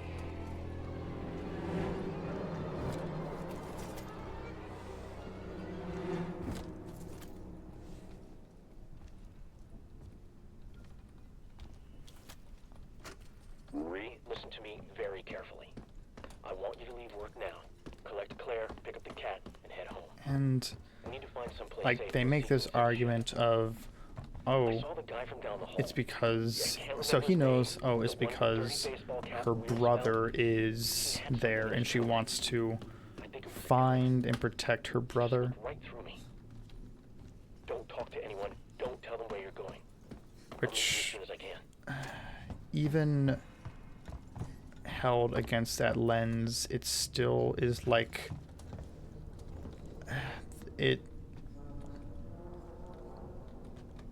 it's too much to just throw them into this situation this soon.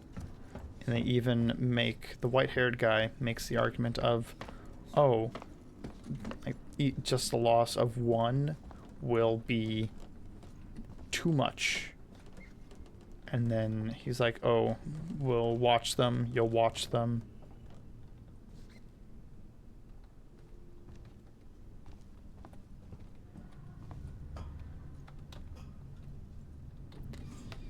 and he decides to send them in anyway. Which, if they were more experienced, if they were like older than just the kids that we saw, maybe. But I don't think a whole load of time has passed. Like, we see like the Lost Boys talking like a little later in the scene, and it just feels that they're still very, very, very new to their new bodies, into their situation, and that not a whole lot of time has passed. And it is very much literally, we are sending these superhuman people who, like, not even just like minds of children from a developmental state, but literally these are children in adult bodies that we are sending into a disaster zone. That just feels very just nonsensical. And I know, like, oh, it's sci-fi, it's all fake, is, you know, nonsensical, is whatever, but this just feels like just stupid from the character's perspective, and that I don't understand why. I mean, I understand why they're deciding in this moment that he wants to do this. Is like, oh, she has this emotion, we gotta tap into this, but I don't know, just give and take to these things, and that's like the first thing of, oh, that is sort of a, I don't like that in the plot legitimately that I've had with this whole thing, where I'm like, I don't know about this show anymore. I'm not as confident in it as I was. And the thing that made me even less confident is, like, she does a pseudo suit up scene where she grabs the stuffed narwhal? No, not narwhal. Walrus. The stuffed walrus. Then she takes the blade out of a paper cutter and puts it on her back. And that pushed me over that edge of, like, okay, what are we doing here? Like, a paper cutter for a sword just is like,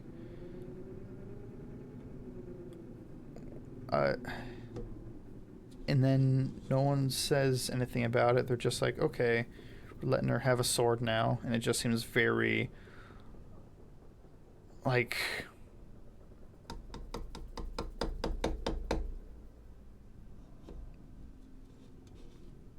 I don't know, just cobbled together of, oh, this is our team of superpowered people. One of them has a sword because she's really cool. Even though it's like, if you look at the situation of how it's being presented to us, well, of how, if you look at the context of the situation and not how, like, they're trying to present it, it just is, like, very off to me. An access to her. She was trying to hack the elevator's security. Circuits are fried.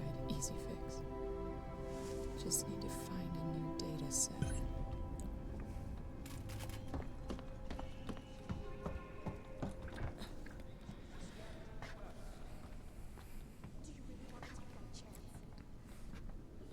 Okay.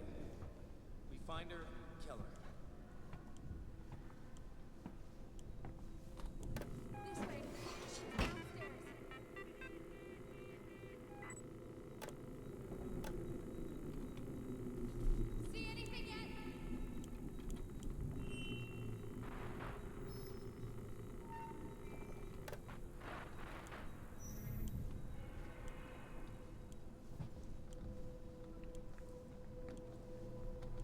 And then after that whole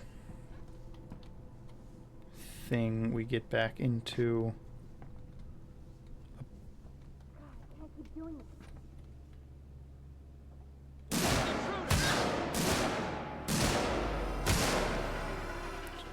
Shoot.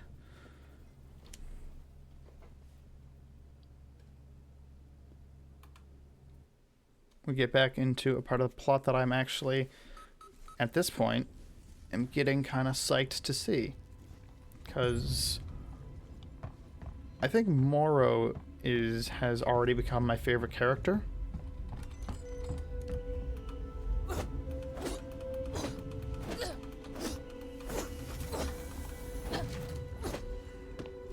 He is our sort of Ash equivalent, while just being very different to Ash.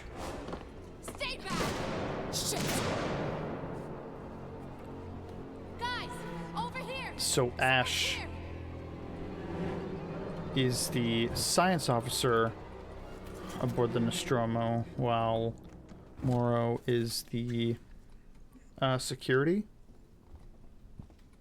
And it really feels that way. But they both feel equally as just loyal to the company. Ash, in terms of, you know, literally being programmed that way, and Morrow is, this is my job, this is my duty, this is what I'm hired for. And with him being a cyborg, it also feels a little bit like maybe there's something going on here of, oh, this puts his body in debt to the company. This puts his loyalty to the company.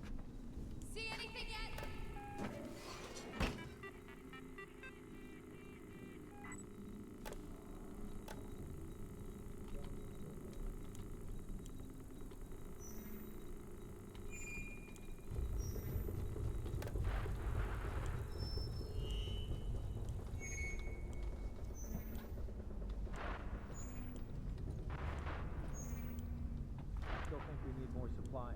Guns, food, wherever we can find it.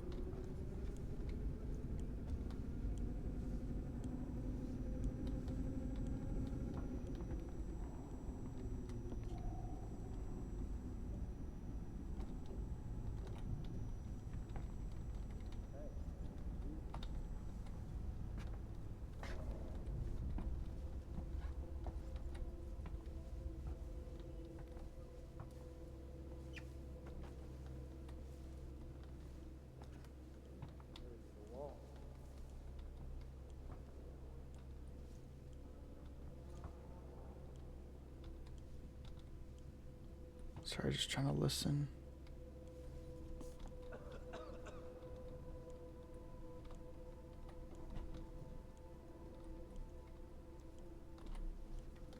I still think we need more supplies. Guns, food, wherever we can find it.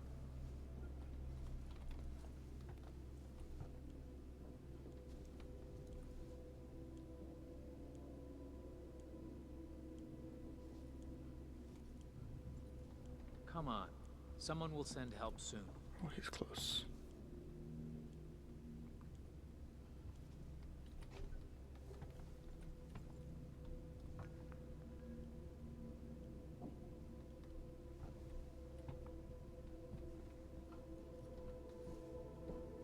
How you holding up? You okay?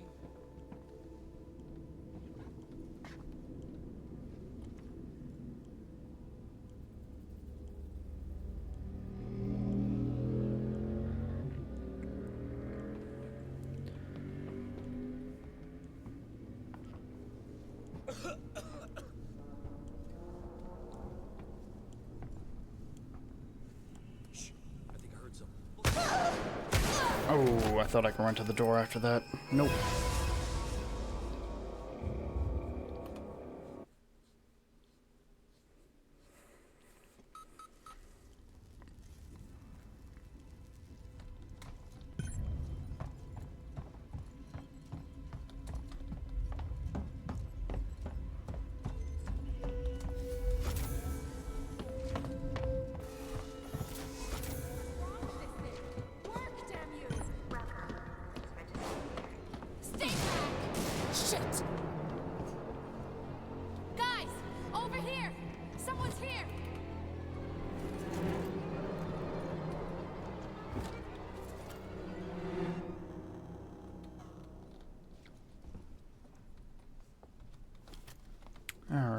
Alrighty.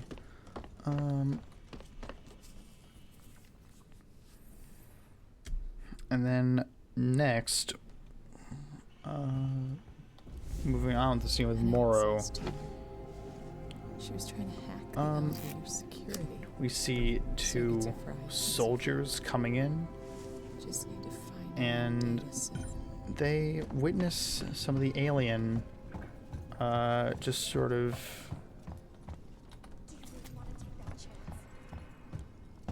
Okay. We find her. The hell was that? Over there. Something moved. Shit.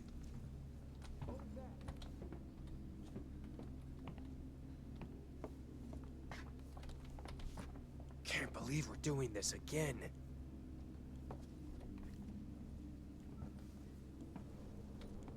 Never needed a sniper. I saw someone. Alright. That was quick. This is always a sort of one of those parts. It's so early in the game too. Kind of sucks about it. So soldiers come in, they see some of the alien stuff, and they're like, we gotta get out of here. And then you see one of the alien bugs sort of come down, attach itself to one of these guys.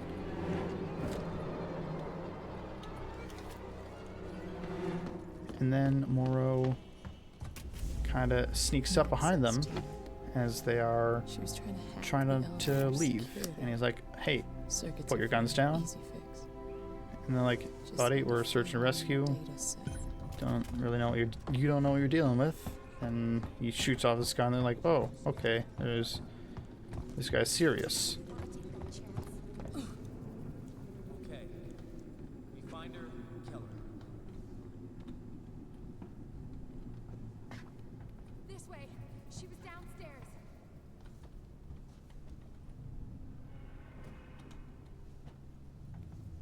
See anything yet?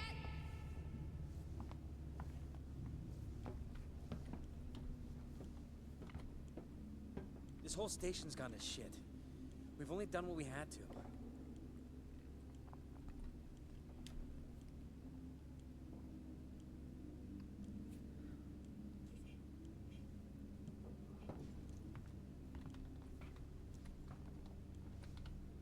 Shit! Shit!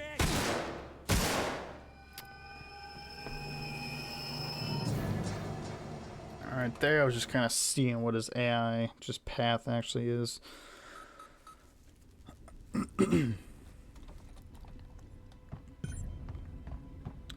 So this is a scene that I just really got attached to Morrow. I was like, ooh, I think this is my favorite character. It seems like he is going to be more of an antagonistic source in the series from this, but I don't really care. He has the guards put down their weapons, and again, like Search and Rescue has these just assault rifles on them. Why they got that? I feel like this same scene could have easily been done with take out your like sidearms and put them on the ground. That simple.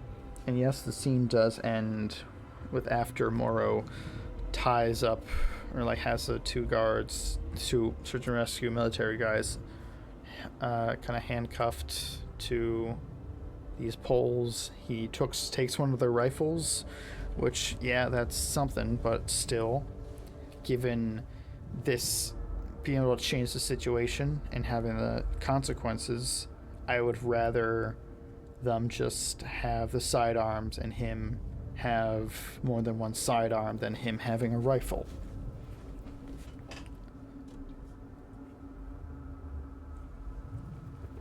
And then we get a glimpse at what the bug does. And again, the Xenomorph is my all-time favorite movie monster. I don't know if I'll discuss why and all the details of that in this video or a future one, but Guys, over here. I think Someone's here. what they are establishing with the bug is good. It's good so far. Basically, these two soldiers are handcuffed to the pole, and then one of these bugs comes along, and basically it just latches onto his neck and just sucks out his blood, which, you know, blood sucking is not necessarily a new thing for horror monsters or even aliens.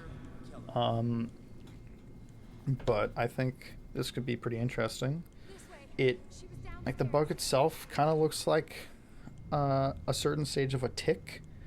Like, if you look at ticks, there's this one stage where it's full of a certain amount of blood that it kind of looks like kind of pale and kind of shriveled.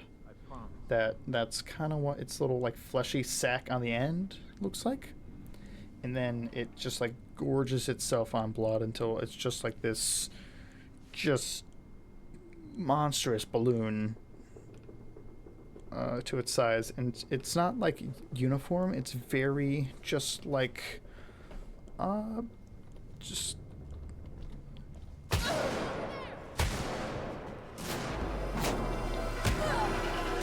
It's still very fleshy and still very, like, wrinkled. And I do like the design.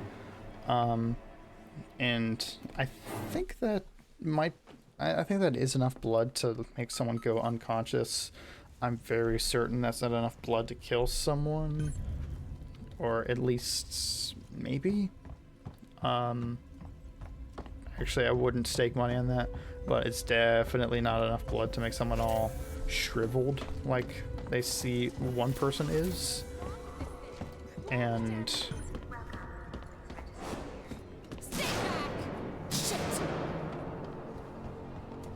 Guys, over here.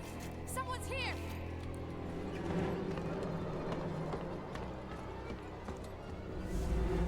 An access to. She was trying to hack the elevator. it definitely seems like more than one bug would have to dry someone out like we saw. And I do want to see it of they just swarm someone and Anyone else catch that? the person just gets dried out so quick. I think that'd be really cool. One thing about the bug and about just aliens and movie monsters and just monsters in general, one aspect that I really like is how like they make it a natural thing. Like, I like supernatural and like demonic occult monsters as well, but one of the main reasons I like the Xenomorph so much and like other monsters so much is that it acts like a natural thing, that it's intelligent, and you know, actually it can be malicious at some times, but it's not here doing what it's doing just for fun. It is, or like any other ulterior reason, it is nature.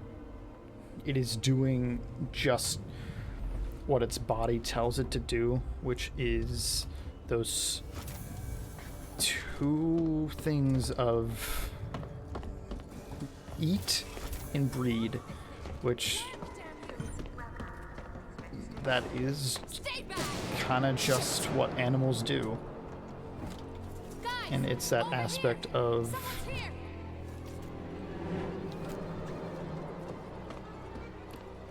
it's an animal. She was trying to hack the elevator security. But it's just Circuits are fried. Easy fix. yes, it's Need to find a new data food source could be you, That is one thing down with those two things. But breeding as well, it needs you for as well. It's just, you're not safe. Like, the nature of this creature is opposite to your survival, which is so cool to me. And just, as another example, it's what makes gnolls from D&D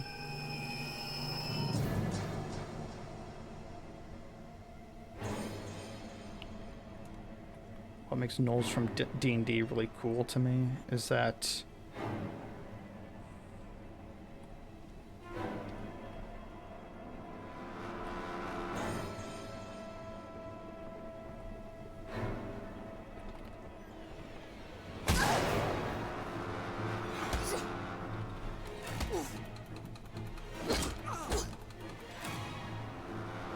their breeding is dependent on you as well. Because how that works is they're like these armies of gnolls, these hyena demonic creatures that... So they're these sort of hyena people, and they also have like these cackles of hyenas that follow them around.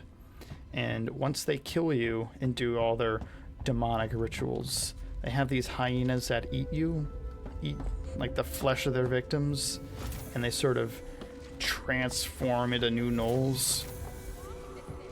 It's just monsters like that just... Stay back! Shit! Guys, over here! Someone's here!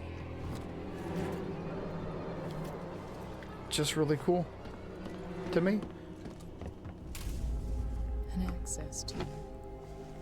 She was trying to hack. And it reminds me a lot of mosquitoes and ticks, how they take blood specifically to form their eggs.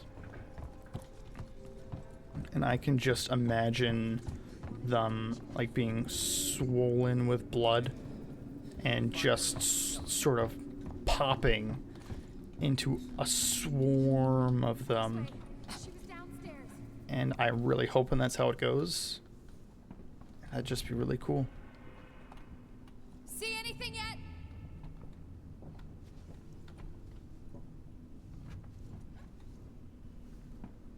I keep thinking I can hear it through the walls.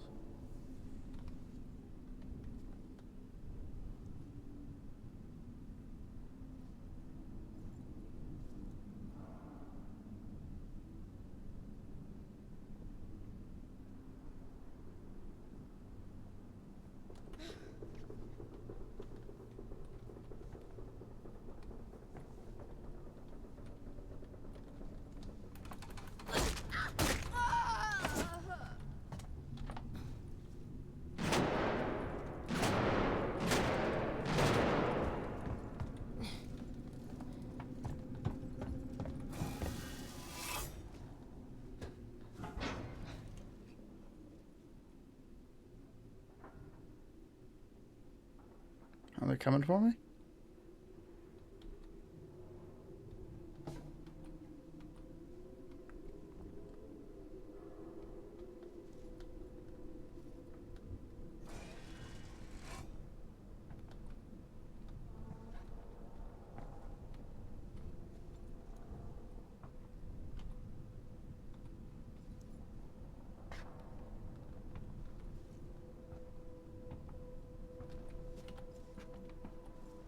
And just, yeah, just creature design in general is something that I really like. And H.R. Giger and James Cameron, like the work that they did to make like the Alien and the Alien Queen is just so cool, and I just have so much hope and faith with this team that I'm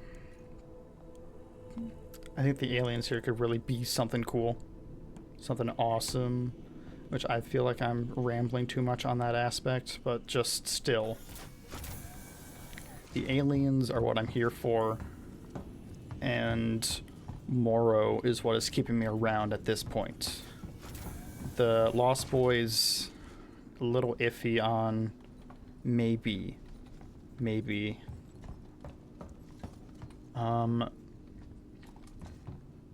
But either way,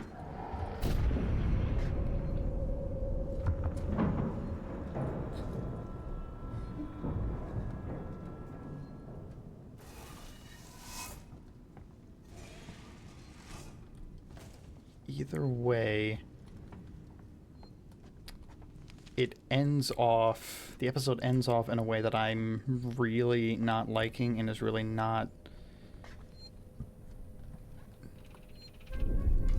I have a gun now.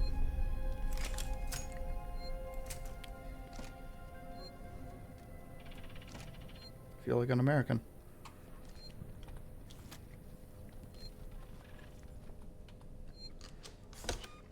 Really not a fan of. So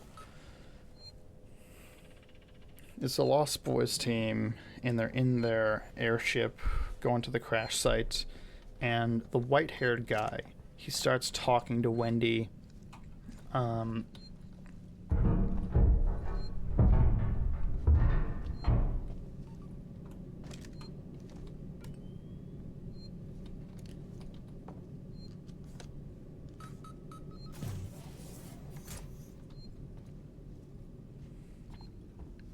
He starts talking to Wendy, and I forget the verbiage.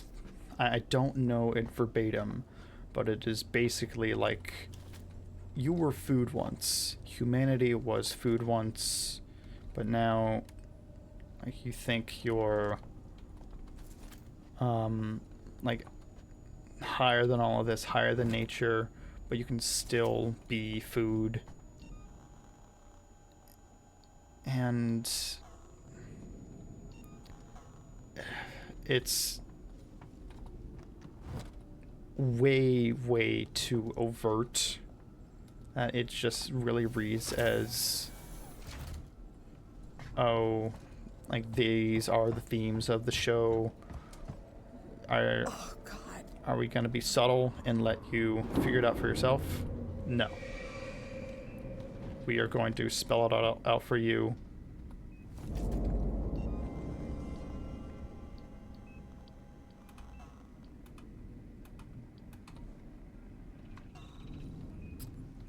You were humans once, but animals, big or small, can bring you back into the food chain when you think you've escaped it.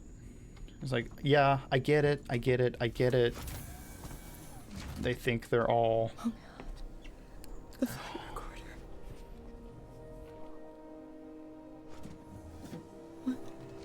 What?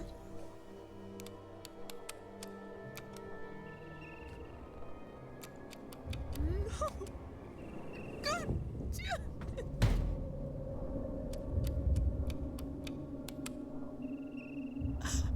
Okay.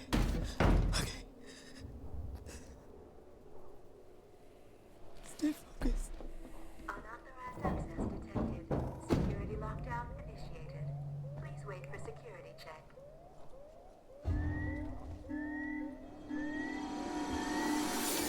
But yeah, now they're aliens, and you can be brought back down into the food chain by these aliens, big or small. And if the rest of the show is going to be as overt with its themes as this, I don't have as much faith in it. Like, there are definitely parts of this episode I think are good, and like, this by no means puts anything beyond like liking for me.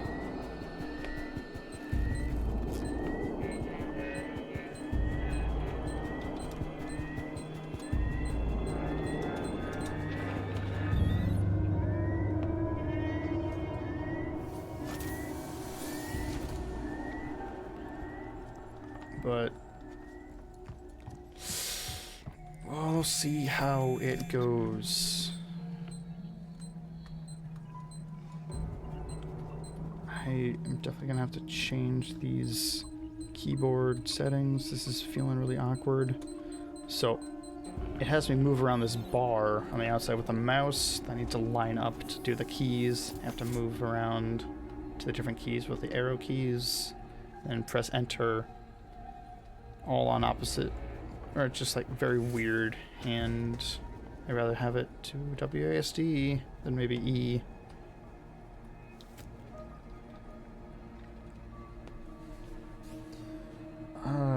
But This is from Marshal Waits. This is Chief Porter and tech support. Look, there's nothing on this flight, Porter Waits. We've broken God knows how many corporate confidentiality agreements and come up with zip. Nothing except the Weyland-Yutani logo and an empty readout. Now these things are built to last. So either someone on board the Nostromo asked its mother core to wipe it clean, or somehow the data's been corrupted before it got here. Care to fill me in on why this was a priority job?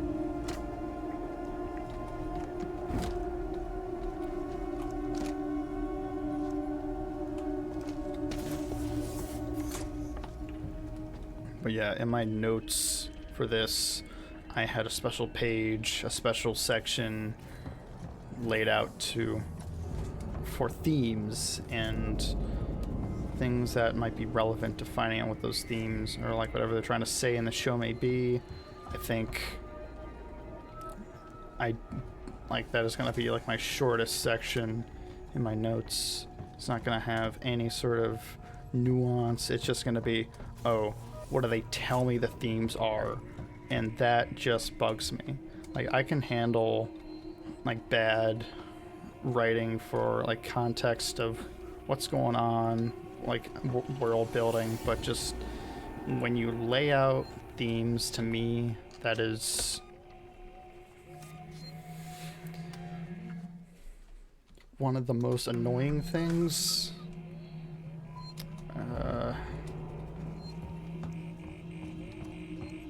Give me a break.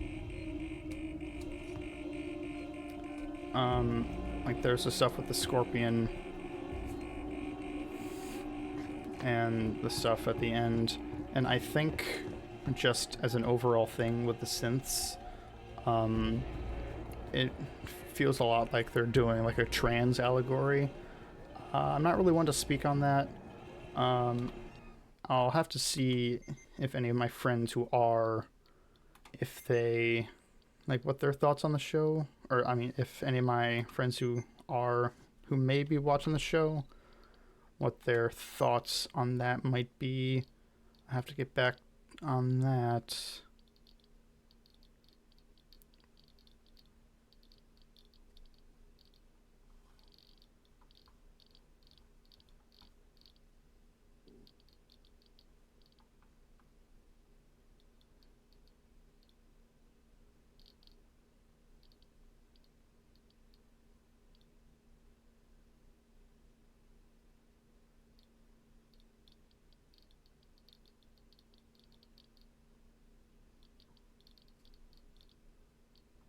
Alright, I think I might just be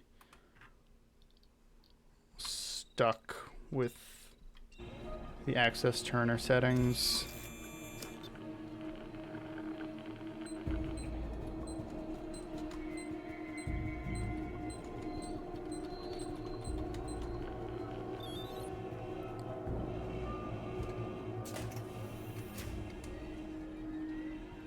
I'll deal with it.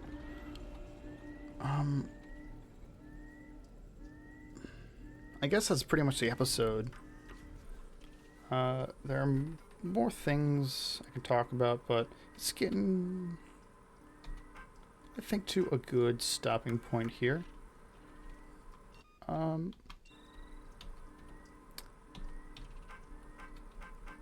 I guess one other sort of thing is that I don't like the song that they ended it out with. Don't get me wrong, I love Ozzy Osbourne with a passion. And like The Mob is in my playlist, but I don't think that's the type of song you want to be closing out the first episode of your Alien horror series with. I think it's just too triumphant, especially if you are explicitly putting out these themes of like we are by the whims of nature, even though it is ending with Wendy kind of saying, oh, I'm going to save my brother, he will not be